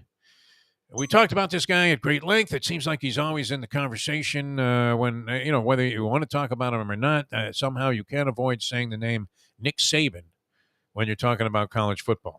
Honestly. So we know he's had a fabled coaching career. He's won all these national championships. He's done it at different schools. Where did Nick Saban begin his college coaching career? Was it at Syracuse, Kent State, West Virginia, or Navy? Go with Kent State. Correct. That's annoying. Yeah, you got. Did you know that? Did you know that, Lubie? Kent State? Knew it, yeah, I was like, don't say Kent State. Don't say Kent State. I thought that was the last thing you were going to say was Kent State. All right, Lenny, stay right there. 9 points has you in the finals here. We're going to come back and contest that. We're going to put you against Andy. So another. I mean, this is like better than Canelo Golovkin 3, right? Because these guys are not shot finders when they're getting into the ring. So we'll have that for you in just a few minutes. Don't forget about Jimmy Johnson's Big Chill, mile marker 104, Overseas Highway, Key Largo. We love the place. You'll love the place. Right there on the Bay Side. It's always a gas. Jimmy wouldn't have it any other way. The vibe is sensational. The food is dynamite. Whether you're talking about, the freshest of seafood, I mean, literally right out of the ocean, or any of the great things that they have that would be sort of sports bar type affair. The nachos. I mean, it's hard to just say, hey, they have great nachos there because, I mean, these were exceptional, right? Like gourmet type of fashion. Pizza's just absolutely tremendous. You have to try the Italian Fisherman. We'll get Mayo down there to try that. And even the irascible Mike Mayo might, not make that usual face. He makes that face. Yep. Yeah, where, he bites into something and he gives it the old, meh. And then he loves it, right? And you're like, wait a minute, you acted like this was the worst piece of crap you ever shoved in your mouth, right? No, he'll love it. I know he will. And I'm excited to turn him on to it, as we are to turn you guys on to Jimmy Johnson's Big Chill and all the great things that are going on there. Mile marker 104, they have accommodations. You can check that out at jimmyjohnsonsbigchill.com. And, wow, it's just a great place to relax and chill out. I mean, whatever your plans are in the Keys, even if you're going on to like Marathon or Key West, stop in on the way up or back at Jimmy Johnson's Big Chill. Have yourself a great meal and a great time. And, if it's on the way down, you might cancel cancel your other plans and just say, hey, you know what? We've gone far enough. We've found Honestly. our destination. This is our spot in the Keys. Jimmy Johnson's Big Chill, mile marker 104, the Overseas Highway in Key Largo. All right, we're going to come back with more in a moment here. We'll contest the finals. We'll have Jessica Blaylock talking a little baseball with us here on the Defo Show. Jeff DeForest, Mike Lubitz, and good to have you with us on South Florida Live. I almost said 940 wins there. It popped into my head. You haven't done that in a while. Good job, you. You really have. You know, impressive. old habit, I right? tell you, do that way more, and you did it like once early on, and you never did it again. It always takes one time to get it out of your system. Yeah. It really does, because we're giving out the old phone number or something like that. Whatever. Yeah. And I've had many shifts in broadcasting platforms. Is that the way to put it? But, people really don't realize that. And, it's not saying this as a defensive thing, but it was rarely, I think there was only one time that I actually just got fired from a job and then had to pick up another job. It was always like, maneuvering. And you know how this stuff happens, very much on the hush-hush where, you got two offers here. Which one are you going to take? Yep. And, but you do have to change, all of the, mechanics that are in your head, so to speak. Yep. Right? Phone numbers, this, that, call letters. And, it's always a little weird. And for some reason, you feel terrible when you do that, right? Like you just signed with QAM. They just gave you a whole bunch of money. And you're saying, hey, and stay tuned right here to WIOD. And the only guy that cares about it besides you is the general manager. GM's the only one. No one gives a shit. Like, I still have rejoins every once in a while that'll have a 940 at the end, and I'm disgusted, and no one ever mentions it. I'm like, I guess it's not that big of a deal. Like, I feel this. It's where we were, man. 12 years, man. It was a long time. Well, we didn't make 12. We were almost at 12, 11 and a half. I thought we were going to get fired on our 10th anniversary show, and like Marino was calling in, like right in the middle of it. They pulled the plug. I think we were underappreciated there by upper level management. I believe that. The fact that they, I told you the ideal situation as them, would be to have them not know that you even worked there. Which for the most part they didn't. And then when they discovered it, like 11 years later, they went, hey, we better fire these fucking guys. They're killing us. That's the business we have chosen. All right, back with the finals, and Jessica Blaylock going to join us here on the Defo Show. Jeff DeForest, Mike Lubitz. He's experienced it. He knows of what I speak. This is a weird business. Back with more in a moment. Now that. I don't understand The time. It's 8:16. Ponies in Style at Champions, the outstanding simulcasting room at beautiful Hialeah Park. Yes, the grand old lady of thoroughbred racing has never been more vibrant, and you can wager on the races from the top tracks around the country while enjoying a cocktail at the Brass Rail Bar or any of the fine food served throughout the facility. If poker is your game, you're covered in style, and you can play all your favorite Vegas-style games, including blackjack, craps, and roulette, in Hialeah Park's sizzling hot casino. Get a player's card when you walk through the door for all kinds of generous amenities, including our favorite, free play, when you come out to the ultimate casino and entertainment destination, Hialeah Park. Hey folks, Tony Segreto here. Since day one, Catholic Health Services has been part of Old School. And since we've started letting people know about them, it's changed their lives. You see, Catholic Health Services, while being recognized as one of the top places for stroke rehab in the country, it's also about a group of people who not just excel in what they do, from the doctors to the nurses to the therapist, on and on and on. It's how they do what they do every single day that separates them from the pack. They do it with a passion, unmatched, and the inclusion of family in every step of the process. Trust me when I tell you this. If you want the best, unmatched rehab with a special group of skilled, caring people, there is truly only one place, and that one place is Catholic Health Services. These days, we're all looking for comfort anywhere we can find it. Thank goodness for Landlubbers Raw Bar and Grill in the Plantation location, because they are making sure you are as comfortable as possible. First of all, they're not only open for delivery and pickup. All you have to do is go to landlubbersbarandgrill.com for both pickup and free delivery. Their hours have changed a little bit. Monday through Thursday from 3:30 to 10, and Friday, Saturday, and Sunday from 11:30 to 10. You're going to have the best wings in the world. You're going to have a great burger. You're going to have their amazing soups. Again, Landlubbers, Raw Bar, and Grill. It's nice and easy. Just go to landlubbersbarandgrill.com for both your pickup and free delivery. Thank goodness for Landlubbers for making you always feel right at home. Leslie Visser, a lovely and talented one. I mean, the first woman and for a long time, the only woman. There are now two in the NFL Hall of Fame. I mean, in there with all of the greats, Johnny U, Joe Willie, all of our favorites, Joe Montana, the great Dan Marino, and Leslie Visser, part of the scene in the NFL Hall of Fame. But what level of distinction is it to be the first guest on our new program? Because I would imagine Leslie Visser, and by the way, how are you? Thanks so much for joining us here on the program. Is this an after-school special? This isn't practice. We're doing it. We're all over the world. Congratulations to you guys. I want to know. I'm so proud to be your first guest. And, of course, I have a number of things to go over that maybe this time it could be different. You know, isn't that the gambler's creed? You think we're going to race the past all at once here in one program? It's impossible. The modern day odd couple, Defo and Lubie, are on now. It is, of course, the Defo Show. The late, great Jim Morrison of the Doors said it best, right? Learn to forget, my friends. Learn to forget. Oh, we do that. You can do that. You're in pretty good shape. All right. We're not forgetting about the finals here. A very exciting climactic moment coming up on the show. The finals of this week's edition of the Hialeah Park Trivia Challenge. We have two classic players ready to do battle here. As Lenny the Chronic just absolutely, overwhelmed us with his knowledge there of Nick Saban starting out his career at Kent State, which Lubie knew. I would not have guessed that, although I guess, sometimes the multiple choice can lead you to the correct answer because you're thinking, what of those choices jumps out? Why would the guy include Kent State? Unless it was the answer. Otherwise, who would ever think about Kent State football? You wouldn't necessarily have that on the tip of your tongue. And Andy, who was right there on the cusp of greatness, pulled out of his rear end at the last second there, along with two polyps. He also pulled Vladimir Guerrero Jr. out as last year's MVP of the All-Star game. So two fabled players ready to square off. You guys know the rules. For the unfamiliar, if you're just watching a game or hearing a game for the first time here on the South Florida Live channels, YouTube and Facebook Live, I'm going to fire off a question here, and we ask the players call out their name if they want to answer. If nobody answers right away, we offer multiple choice. First person to call out his name gets first chance. We go back and forth until we have a winner. Gentlemen, are you ready?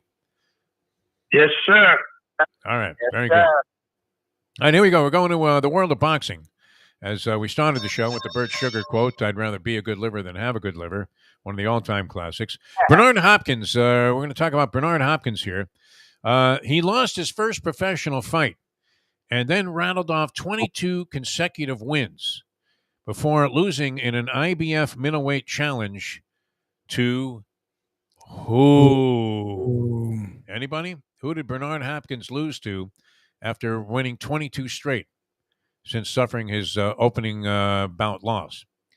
All right, here are the choices. Was it Roy Jones Jr., Marvin Hagler, Glenn Johnson, or Felix Tito Trinidad? Andy, I'll go with Glenn Johnson. Glenn Johnson. It was not Glenn Johnson, our good friend Glenn Johnson, but he in fact, yeah, it's good. Good guess. Obviously, since it was one of the four choices. So three left here for the Chronic: Roy Jones Jr., Marvelous Marvin Hagler, Felix Tito Trinidad. Roy Jones Jr. It was Roy Jones Yeah, Jr. it's gotta be Roy Jones. The other two. Did he even fight the other two? No. I was like, I don't think he fought the other. He might have fought Trinidad. I don't know. I think he might have fought Trinidad. Yeah. I'm like, I don't remember. I don't think he ever fought Marvelous Marvin. Yeah. He definitely didn't fight Hagler. Marvin was fighting Anna Firmo. I mean, Hopkins wasn't even born yet. All right, very good. Chronic wins it, and Andy, no doubt you could probably poach off his ticket there if you go down to Landlubbers because.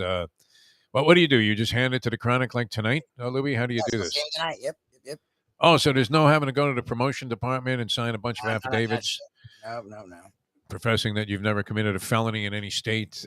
No, none of that. Nice Assisted somebody with an abortion. I mean, if you're in Florida.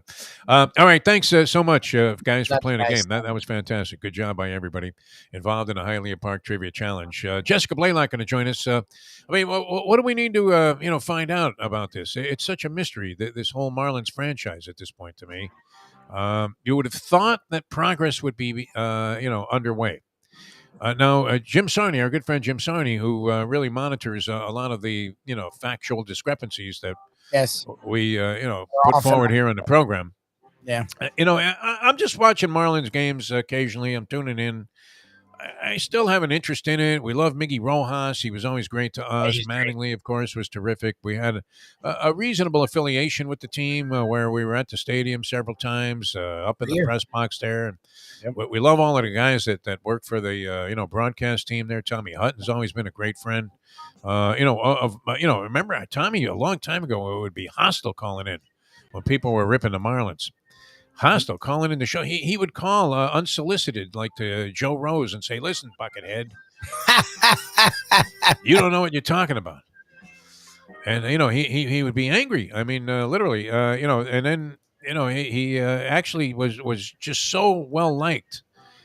Was Tommy Hutton? It wasn't quite a Jim Mad Dog Manage type of love affair with the audience as a color analyst, but people love Tommy Hutton. For the baseball broadcast.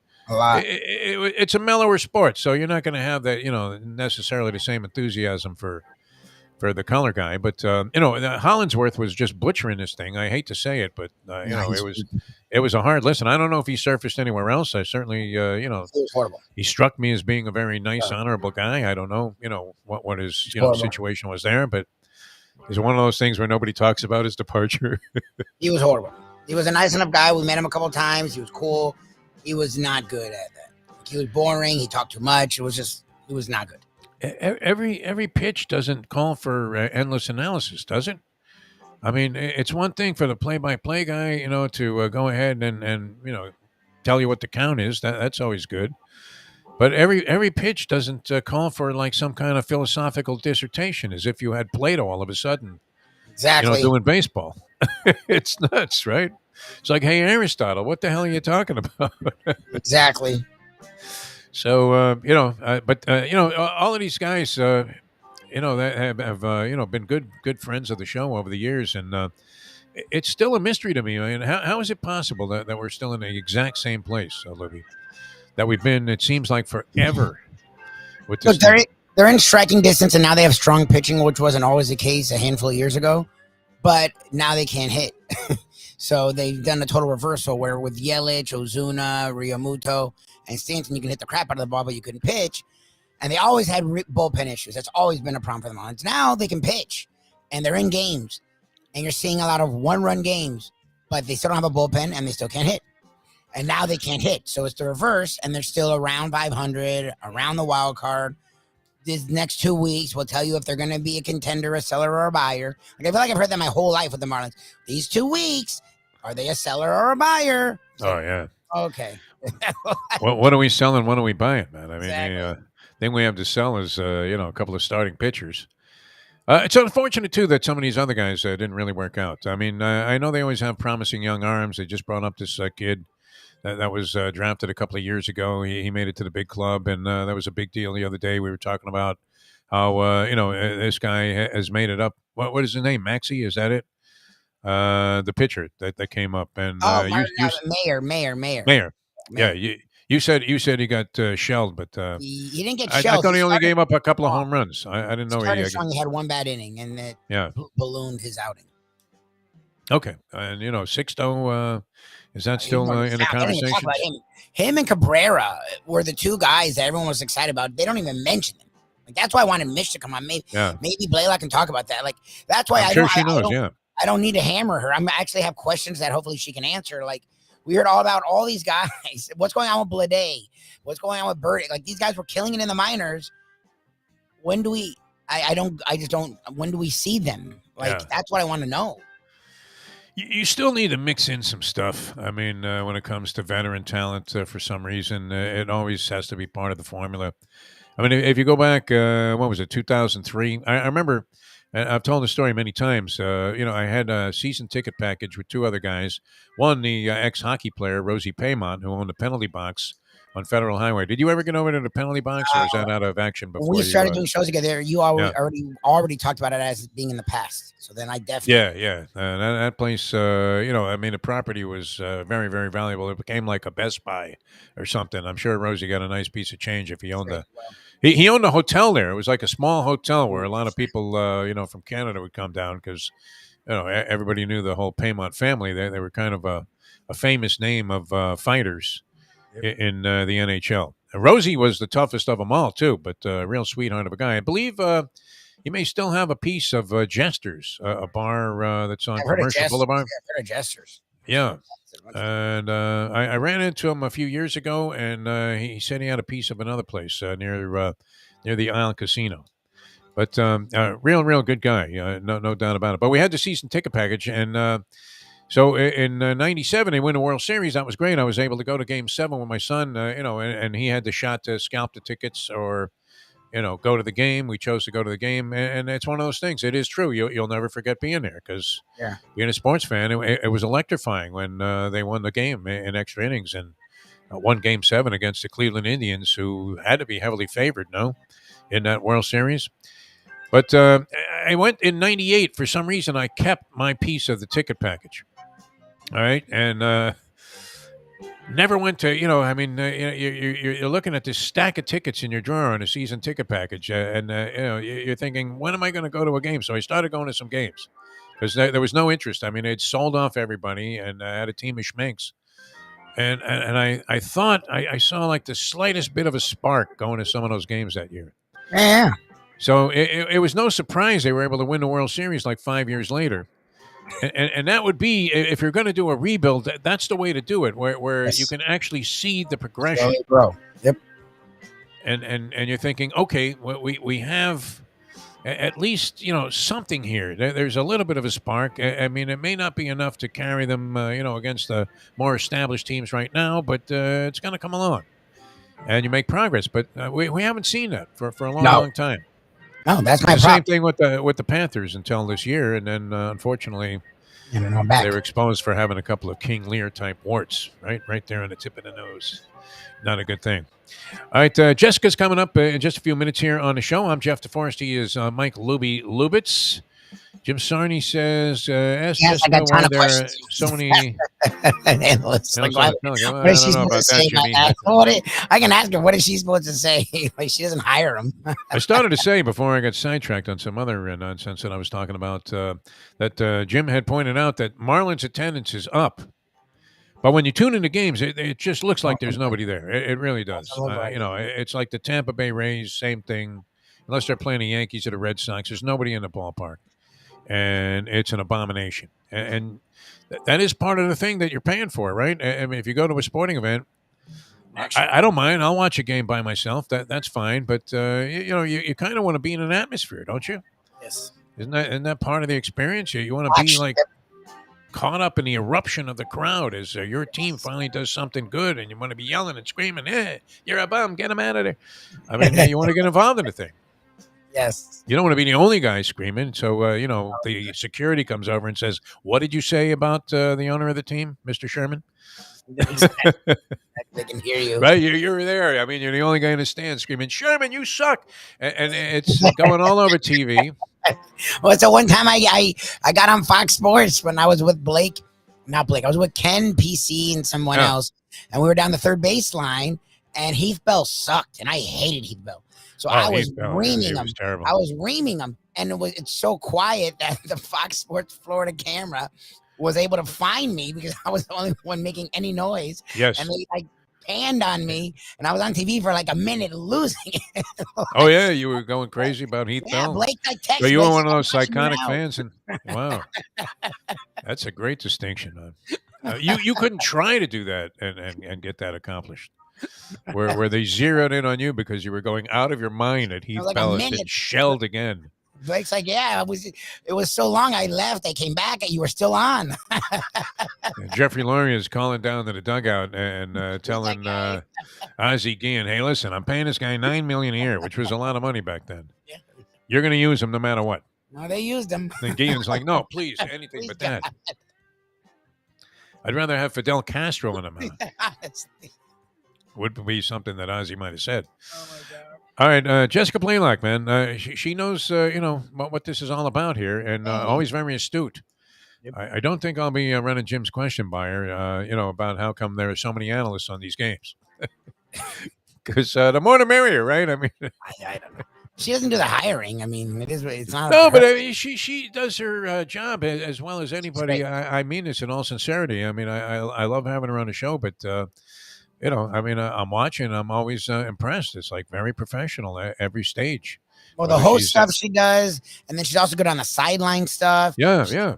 We always enjoy her analysis. And hockey and baseball. I mean, it's not like they're the same animal here. It's not like we're talking about harness racing and thoroughbreds, which would be different also. But that's a lot of ground to cover there for any sports. I like Minnie too. Like a lot of the sideline people are they do the smile and they ask the standard bullshit question. Like Minnie will go out there and do the thing in the water, and then she'll go and eat the weird food. Like they throw themselves into the role and they have fun with it. It's not just a standard boring crap that you forget. Like I'll remember the stuff she does and the stuff Minnie does because they embrace it. They're like, fuck it, let's have fun. Good. We remember more of it than she does because honestly, that's all part of it, I guess. Brilliant also at entertaining in these spots, which isn't always easy when your team is losing 21-run games halfway through the season. Jessica Blaylock going to join us next here on the program. Yes, I'm Jeff DeForest. He's Mike Lubie. Lubit's South Florida Live. Glad to have you along for the ride. Congratulations, Lenny the Chronic, champion of today's Hialeah Park Trivia Challenge. Did he know that? Yeah, he knew it was Roy Jones Jr. Yeah, beat Hopkins, right, as a middleweight. Well, Roy Jones was a hell of a fighter, and then towards the end of his career, unfortunately, he kept getting knocked out. Yep. Well, he kept fighting. He fought longer than he should have, and then he kept going up in weight class. Like, as a heavyweight, it was a bit, seemed a bit of a stretch, so to speak, of the pants and the imagination. All right, back with more in a moment. Now that.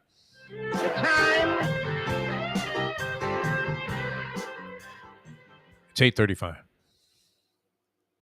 Folks, Tony Segreto here. Let me ask you a question. What do you look for when you go out to eat? Good food, obviously, friendly atmosphere, not too loud, but good energy, reasonable prices, and a place where you feel comfortable. All those ingredients, no pun meant there, are hard to find unless you're talking about the Texas Roadhouse. You see, they encompass all of those attributes. Really, really good food, amazing atmosphere, good for a family, good for a date, or just a night out for yourself, and prices that will make you extremely happy. Their ribs unmatched. Steaks hand-cut every day. Everything, and I mean everything, is made on site, including their incredible bread. It's the one day, folks, that you can forget about low-carb diets. Trust me when I tell you, Texas Roadhouse, your restaurant, your destination when you say, where should we go and eat tonight? From the newly renovated sports bar to the beautiful bayside views captured at the Tiki Bar, Jimmy Johnson's Big Chill has it all. Located at mile marker 104, the Big Chill also offers waterfront dining while experiencing breathtaking sunset views of the Florida Keys. It's simply the hottest spot in the Keys to cool off. That's Jimmy Johnson's Big Chill at mile marker 104 in Key Largo. For more information, call today at 305-453-9066. Recently, we realized it's not just hurricane season that can hurt us. Any time of year, things can happen to your home or business. And the insurance company can be your friend, but they also can be your enemy. Horizon Public Adjusters, Justina Testa, are here for you to help this process go so much easier. Before you call the insurance company, call Horizon Public Adjusters and Justina Testa at 954-809-8752. Would you? To be or not to be, that is the question. Whether 'tis nobler in the mind to suffer the slings and arrows of outrageous fortune, or to take arms against a sea of troubles, and by opposing end them, to die, to sleep, no more, and by a sleep, to say we end the heartache and 1,000 natural shocks. What could that have been about except gambling? To hedge or not to hedge?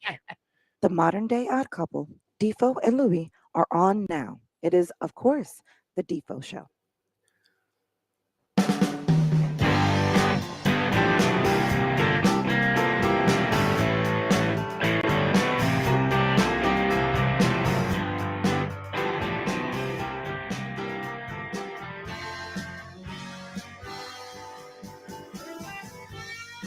All right, welcome back to the show. Jeff DeForest, Mike Lubie. Lubitz having a little trouble connecting with the lovely Jessica Blaylock, and hopefully, great, that worked out better than I had anticipated. I thought I was going to have to fill a little time complaining about the Live Golf Tour here for a couple of seconds, but we managed to make the connection, and we always love it because every time I turn on Bally Sports Florida, I don't know if there's some crossover on Bally Sports Sun as well, but it's always great to get the insight of Jessica Blaylock, who does an outstanding job at everything she does on the telecast of both the Panther hockey games and the Miami Marlins. And it was with great pleasure that we have her on to help us solve a bunch of mysteries, because confusion is our middle name right now when it comes to the Marlins. And we welcome to the program Jessica Blaylock. Jessica, how are you? Thanks so much for joining us here this morning. I am doing great. The one thing I'm not doing a good job of this morning is keeping my patience level high in this express lane trying to head down to the ballpark. Oh, Jesus. What is the point of an express lane if it is stop and go the entire time? I hate the express. It's Of such like a scam. Yeah, it's crazy. Hey, A like, bad 10 idea. dollars, Yeah, go slower. I wish they just raised taxes, or whatever. I'm watching the regular lanes like whiz past me, and I am stopping and going for miles in the express lane. One old lady, from Miramar, with the knuckles barely above the dashboard, will take the express lanes and turn them into just pure, unadulterated torture. Now you're heading already to the ballpark because there's like a 1:00 game today. I mean, right back in action, Jessica. No rest for the weary here, and yet it didn't end in a very pretty fashion. Those 3 games lost to the Phillies. Are you with us on this whole thing about the myth of the Sisyphus, where the guy's trying to roll the rock up the hill, and every time he gets to the top, boom, they knock him right back down? Story of my life and my broadcasting career. But every time the Marlins seem to get near 500 for like the last 8-10 years, I mean, we've been watching this. Somehow something happens, and they have to climb this mountaintop again, and they get right up there, and then they fall back. So, I mean, how do they break this in the second half of the season, and can they, in your opinion, Jessica Blaylock? Yeah, I mean, I think there are 2 things in particular. I think number one, they've got to find a way to get healthy, which, injuries are part of the game, and you never want to make injuries as an excuse. But I tell you what, it just seems in that first half of the season, it just kind of, when it rains, it pours. When it came to injuries, you had Brian Anderson and Joey Wendell on the IL, and then as soon as you got them back, Jorge Soler and Jazz Chisholm Jr. go on the IL. You've been playing the whole season pretty much without, guys like Jesus Luzardo, who is supposed to be a huge part of your rotation. So it's almost like they've just never seemed to catch a break with having the lineup on the field that they intended to have. I think losing John Birdie especially was a much bigger hit than maybe people realized, especially because of just how dynamic of a player he is, his ability to get on base, his ability to steal bases and get into scoring position. So, you got to get healthy so you can finally field a full lineup that you intended to, day in and day out. And then the second thing, you've just got to find a way to produce offensively. I did the math, and that final homestand, the Marlins only averaged 1.71 runs per game. They got shut out twice, and you cannot let that happen. And when Sandy pitches a gem, I cannot explain it. It's the same thing that happened to Jacob deGrom a couple years ago. For some reason, the team just all of a sudden cannot score. Can't even give him 2-3 runs of support. So these starts where your starting pitcher is keeping you in the ballgame for 7 to 8 innings, you have got to find a way, whether it's playing small ball and not relying on, the home run so much, whether it's doing more hit and run, whether it's being more aggressive on the base path, whatever it is, your offense has to find a way to be able to put your pitching staff and your bullpen in a good position. I think too many times we've seen pitching get the job done, and offense unfortunately struggle. And then on occasion we've seen the offense pour on the runs, but then for some reason the pitching, has a tough day. So you just kind of hope consistently everything can work together at the same time. Yeah, I might be a jinx also, Jessica. I apologize for that. And please send my regards to Don Mattingly over this, because every time I tune in, something just beyond tragic is happening. Like those booted balls in that Met game in the extra innings when the Marlins are taking a lead. What was it? Alfaro hits a home run in San Diego against them on the two-strike pitch. It looks like the game's under wraps. I don't know. There have been some catastrophic things. How does Don Mattingly still have hair? And then further, we're getting a lot of comments on our chat line here, and it comes up quite a bit about whether Mattingly is the man for the job at this point. Now, we love him. Yep. So it pains us to even think about this, and we try to deflect this as much as we can. Say, "Oh no, you guys don't realize it. It's not him." What are your thoughts? I mean, you read in out-of-town papers. I get the post every day that Mattingly's job may be in jeopardy and things of that nature. But what do you think about what's going on from a managerial standpoint with the team this year? Yeah, I mean, I'm sure it's got to be tough. I think Donnie's even mentioned in a couple of games afterwards, just how tough some of these losses have been, especially the tight ones. It's not so frustrating. As much as you don't want to lose 10-0, it's not as hard to let that one go because you didn't really feel like you ever had a chance in that one, I guess. But, it's those one-run ball games, especially this season, that have just been so tough. I think they're 16 and 21 in one-run ball games or something like that. And those, to me, really tend to be the difference in whether you sometimes are a playoff team or not, right? Being able to be on the winning side of one-run ball games. That's something that a team like the Rays are so good at, winning one-run ball games. So I think it's one thing if you're getting blown out every single night. I think it's a little tougher when there's games that you have a chance in, and for some reason just either can't close out, can't find that extra run to scratch across. So, I mean, I think from a managerial perspective, it's always easy to say, fire the manager when times are tough, but I hope the perspective is, when they had the 7-game win streak or when they had the 6-game win streak, that people are giving Donnie credit, right? Because you can't kind of have it both ways. You can't get frustrated and say he should be fired when times are tough, when you get swept by the Phillies, but then not give him credit when you've won 7 in a row, like the Marlins did earlier this season. So, you're hovering right now. I know that was a tough way to go into the break, but again, 17 straight games without a day off, a limited bench because of injuries. And what do you usually do when a guy is struggling at the plate? You give him a day, right? To kind of just step back. And they weren't in a position to do that for anyone. Look at Garrett Cooper, who has been batting, above 300 pretty much the whole season and just kind of had a really rough start to July. Well, guess what? You couldn't really take him out of the lineup. I know you took him out a couple of days, but even he fouled a ball off of his knee. Exactly. You didn't really want to play him. So, I mean, it's just, it's stuff like that where you're like, all right, sure, it was a frustrating final homestand, but in reality, the Marlins are still just, what is it, 5-6 games, right around 5 on there, the hook. 500. Yeah. They're still looking at a wild card spot. There's still potential with a lot of baseball left to be played. Did we lose Jessica there? Break are going to be okay.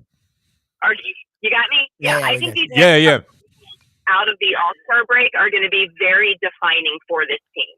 Well, and that's the thing is, and you just said it, a lot of the times when teams are really good in close games, they're like, well, it could go the other way.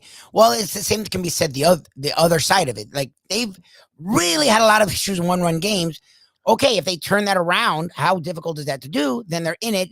This 2 weeks, a lot of people are saying, is the make or break for the team, and I think the ball club is sort of feeling that. And with pitching the way that they have, you're always in it. What I'm curious is, what is the sort of the feeling around the club? Because coming into the year, they were excited. Early on, they played a lot better early on than they have in years past.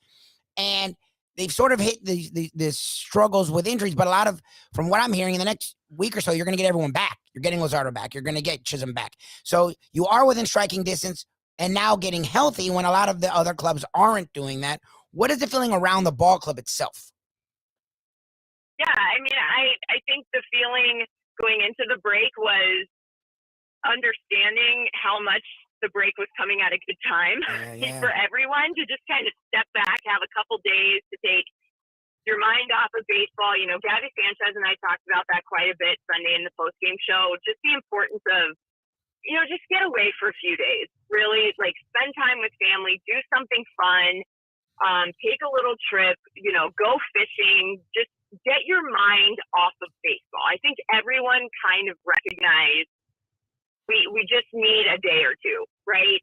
To step away and kind of clear the head, clear the mind, and then come back, you know, motivated. But I think going into this ball game today, going into a road trip against Pittsburgh, Cincinnati, you feel like there might be some opportunity.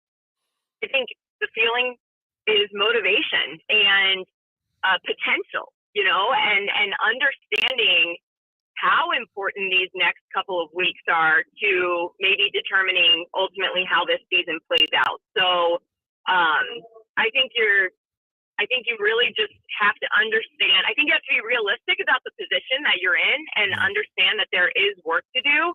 But I think you also see that the season is so far from over. I mean, it's so far from over with how many games left in the position that they're in. So I think if you're circling one word, you know, on the big board, it's potential, you know, and taking advantage of the potential that you have to get yourself really back in a good spot over these next few weeks. All right, so I'm watching Jessica Blaylock with us here from Bally Sports Florida, of course, on her way to the ballpark. How's the traffic? Is it thinning out a little bit, or are you still stuck right away? Oh, gosh. There's no way I'm making a 9 o'clock clubhouse. So I might be walking in. I might be walking in about hopefully only 10 minutes or so late. But, yeah, the express lane is currently the bane of my existence right now. It should be called the bane of my existence lane. It's only like $10, you know, in the morning too. They get stuck even further entrenched in traffic. $15 on the way home. Wow, $15. Oh my God! I'm not even kidding. Wait, what? We had that Pittsburgh game last Thursday. I think it's 12:10 that went into extra innings. So of course I leave the ballpark at like 5 o'clock on the dot. I'm like, oh, this is going to be fun, making my way home from Miami to Fort Lauderdale. Beautiful. I think the express lane was like $14.50 or something, and I did not care. I was taking it no matter what. That should come with a chopper ride. I mean, it's like Orlando. I mean, get Ron DeSantis on the phone. We want to talk about this while Jessica's stuck in just horrendous traffic. At least, you know, it's a legitimate excuse here. I mean, you know, everybody can kind of relate to it. By the way, too, I mean, I don't know if you hit some exotic location. We have one of our members of the crew here on the show is like vacationing in the Maldives, and you had a few days off for the All-Star break. You've been going at it very hard. I mean, Tommy Hutton is playing golf in celebrity tournaments and climbing mountains in Colorado. And then the strangest of destinations, though, was Minervini calls us and says, I don't know if I can do the show. I'm in Idaho, like picking potatoes. I mean, what was this man thinking when he planned his vacation? Do you have any idea, Jessica I'm Blaylock? in vacation in Idaho. And I'm like, I don't think it's ever been said. Who the hell goes to Idaho? So I will say I believe you went to Idaho for a very important birthday for his sister. So I think he was there at least spending time with family. But I would not be surprised if he was out in the field picking potatoes, you know, on the side. Who knows? I literally, Minervini's resume is like 17 pages long because of all of the random things that he does during his time off. Yeah. I'm not even sure anymore what his official title should be. But yeah, this was, you know, this was actually, it was a really short break. It did feel very short because I worked 17 straight games going into the break. Wow. Had Monday and Tuesday to really relax. But I mean, with us playing a day game today, yesterday I was doing, you know, prep for this one game against the Rangers for the road trip. So instead of an all-star break, it did kind of just feel like 2 random days off versus an actual break that I normally would try and sneak in a small trip or, but that's okay. At the end of the day, again, I always say I'm so grateful to do something that I love. So even though this break was a little bit shorter than normal, I will still have a smile on my face walking into the ballpark today. Hey, it's a great place to set up and be at the office. You do a tremendous job. Jessica Blaylock in traffic on her way to the ball game, I believe. And Pablo not getting enough credit for the season he's having. Going to be on the hill there to start out the second half for the Marlins today. 6-4, 2.86 earned run average. Really showing, fulfilling a lot of the promise that we've seen from him in the past this season, if he can sustain it. All right, we want you to have a great time once you get to the ballpark. If you need somebody to vouch for the fact that you were in traffic, we can do that. If you need a producer to give us a call, because they never like it when you're late for the shoot there, and they're saying, "Don't worry, man, the talent's going to get here any time now." Let's hope for a big time second half, Jessica. We'd like to talk more often, and always a pleasure having you on the show. For sure. Thank you, guys. Always love coming on with you. All right. All right. Thanks so much. So she was at the bottom of that Minervini story. All right. That made some sense. Well, $15 to take the express lanes and you're stuck in traffic. Unbelievable. Well, that's crazy. That's why I'm always sketched with the express lanes, because a lot of the time, if it's heavy traffic, one stalled car and you're finished. Yeah, heavy traffic is heavy traffic everywhere. So it's like, okay, I'm paying all this money to not go that much faster. Like, what the fuck? I treat those cones, though, even with the threat of the $165 minimum fine, depending on the traffic, I treat them like I was Jean-Claude Keely in a giant slalom. I mean, it's not good. Just in and out, man. I mean, look, whatever lane's going, I'm going for it. You can't sit there. We have this thing down here. Well, it's not even a Golden Glades interchange. Further south there by like Ives Dairy Road, which, always stacks up there. And that's where you have to decide, am I going to go through the little gap there in the express lane cones and risk the fact that the next car behind me might be a cop car, right? Because they have to be salivating at the possibility of writing a $300 ticket for making a move that anybody in their right mind would make, because I don't know. I mean, who came up with this? The DOT, Department of Transportation? Who's in charge there? This whole express lane concept doesn't work. It's annoying. It cut out a lane. Like, I hate when they do that. They're just getting rid of lanes. Better off with like 5 lanes across than 3 regular and 2 express lanes. It's insane. Who plans these things, Lubie? I mean, obviously it's a scam for the state to make money, but couldn't they make money in other fashions? I don't know. Would you rather pay a 1% income tax or have the express lanes on the highway generating capital? What do you think? I think is we probably do both. I don't know where our taxes go, so we probably already pay money for the roads, and then look, the turnpike must make a shitload of money. What happens with them? I don't understand. The Sawgrass, all these are tolled roads. Miami has a ton of toll roads. Where does that money go? Like, they just add more lanes. Construction, I guess. I don't know. Where does it go? Like, I don't know where any of it goes. How on a level? Construction. Always. Oh, what are they doing with that construction? It's never not under construction, the Palmetto. Yeah. Never. Well, how on the level do you think these contract negotiations are between the state government entities and various contractors? What do you think? Oh, good. I mean, you want to talk that? I'll put Billy Corbin on. Ask that question. He'll do a thing. He'll give you 30 minutes. And they assure you the job will never be done. Doesn't matter. We're all making money on this, so it's never done. We'll just keep refunding this thing. You guys make sure you never finish this project, all right? Just never finish. Listen, Lou, if you ever finish this thing, our relationship is over. When you start and I will plead the fifth and denounce. I'll be the first to rat you out when the feds come calling. When someone's efficient, they fire them. They're like, "What the fuck's wrong with you, Joe?" More Capitol hearings tonight, Lubie. You're going to be zooming in on that. I've already got my agenda here because you have the Yankees in Houston on Major League Baseball Network. I feel like Jim Sarnia now reporting on the TV offerings today. But that's a nice one in the middle of the afternoon, along with Toga, which cranks up again today. And, so you're coming out of it, snapping out of that Black Wednesday syndrome where, I mean, at least in terms of major sporting events that I would consider in the mainstream, you had nothing. Absolute 0.0. People send it in on soccer, though, man. I mean, they really do. The World Cup's when? November? Yes. It's usually now, but it's in November this year because You go to some of these sports books. It's amazing to me how people are like wrapped up in betting soccer, which is as boring as anything that I could ever imagine. Right, where you're in the 90th minute and your team hasn't scored yet, and you're just hoping that the endless overtime period, which they don't even tell you how long it's going to be. Well, we think it's going to be about 8 minutes here. And tell you what, that guy fell down. He got the yellow card. Like, what accounts for this time? Right. Where the ball goes into the stands, I don't know. How do they determine it? And then they never tell you how long it's going to be. Then all of a sudden, like they get the ref, just as the other team's putting some pressure on about to tie the game, they call it. That's it. Dumbest fucking sport. I mean, they really is. Sorry, Ray Hudson. I love you, man. It's just weird. My favorite is like +4, and then you're 5.5 minutes into it, and it's like, wasn't it +4? Like, yeah. So they can just I've been watching this for an hour, man.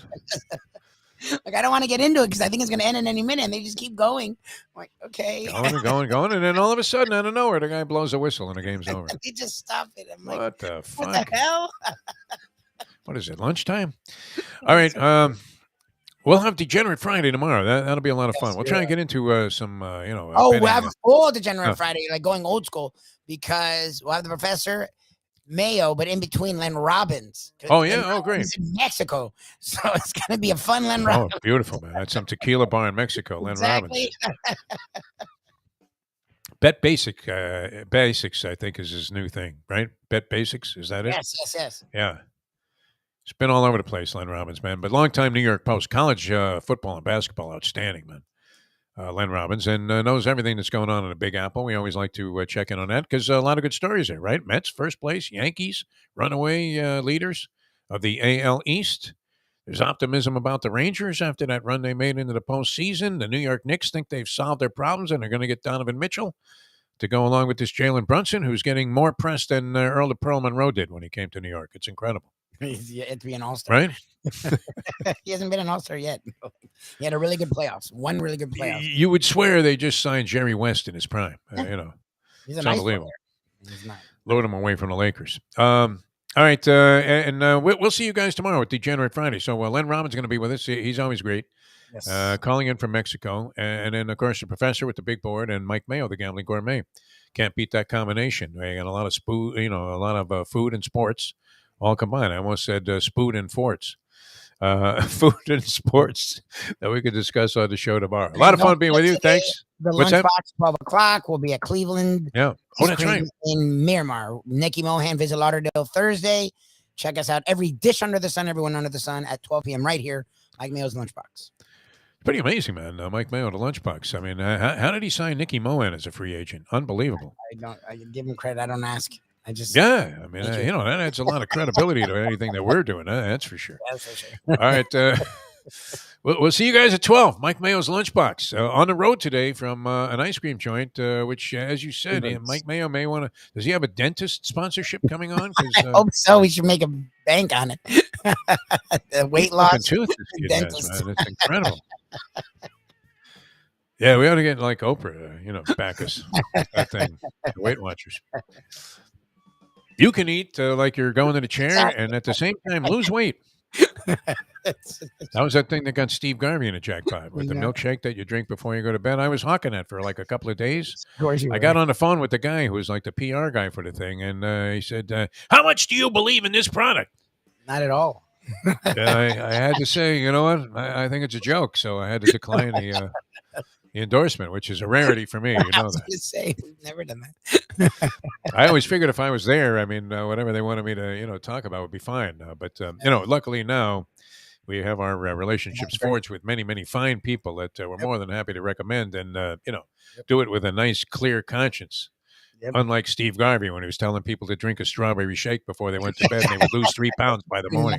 Get the fuck out of here, Steve. All right. See you tomorrow, 7 a.m. And again, 12 o'clock today, Mike Mayo's Lunchbox. Although I don't know, am I on the call on this thing or not? Well, what do you say? Thursdays you you're make off. the call, yeah. Nicky Mohan and Mayo is enough of personality. And Mayo, more than enough there from the house itself. All right, and you're out there. You're good. All right, good. Tell Mayo I'm on a passeroo on this one. All right, and we'll see you at 12 then. At least they will. As we leave, you know that. The time. Although I'd like some of that ice cream. It's 9:03. Let's go to eat a damn snack. Look what they done to my soul.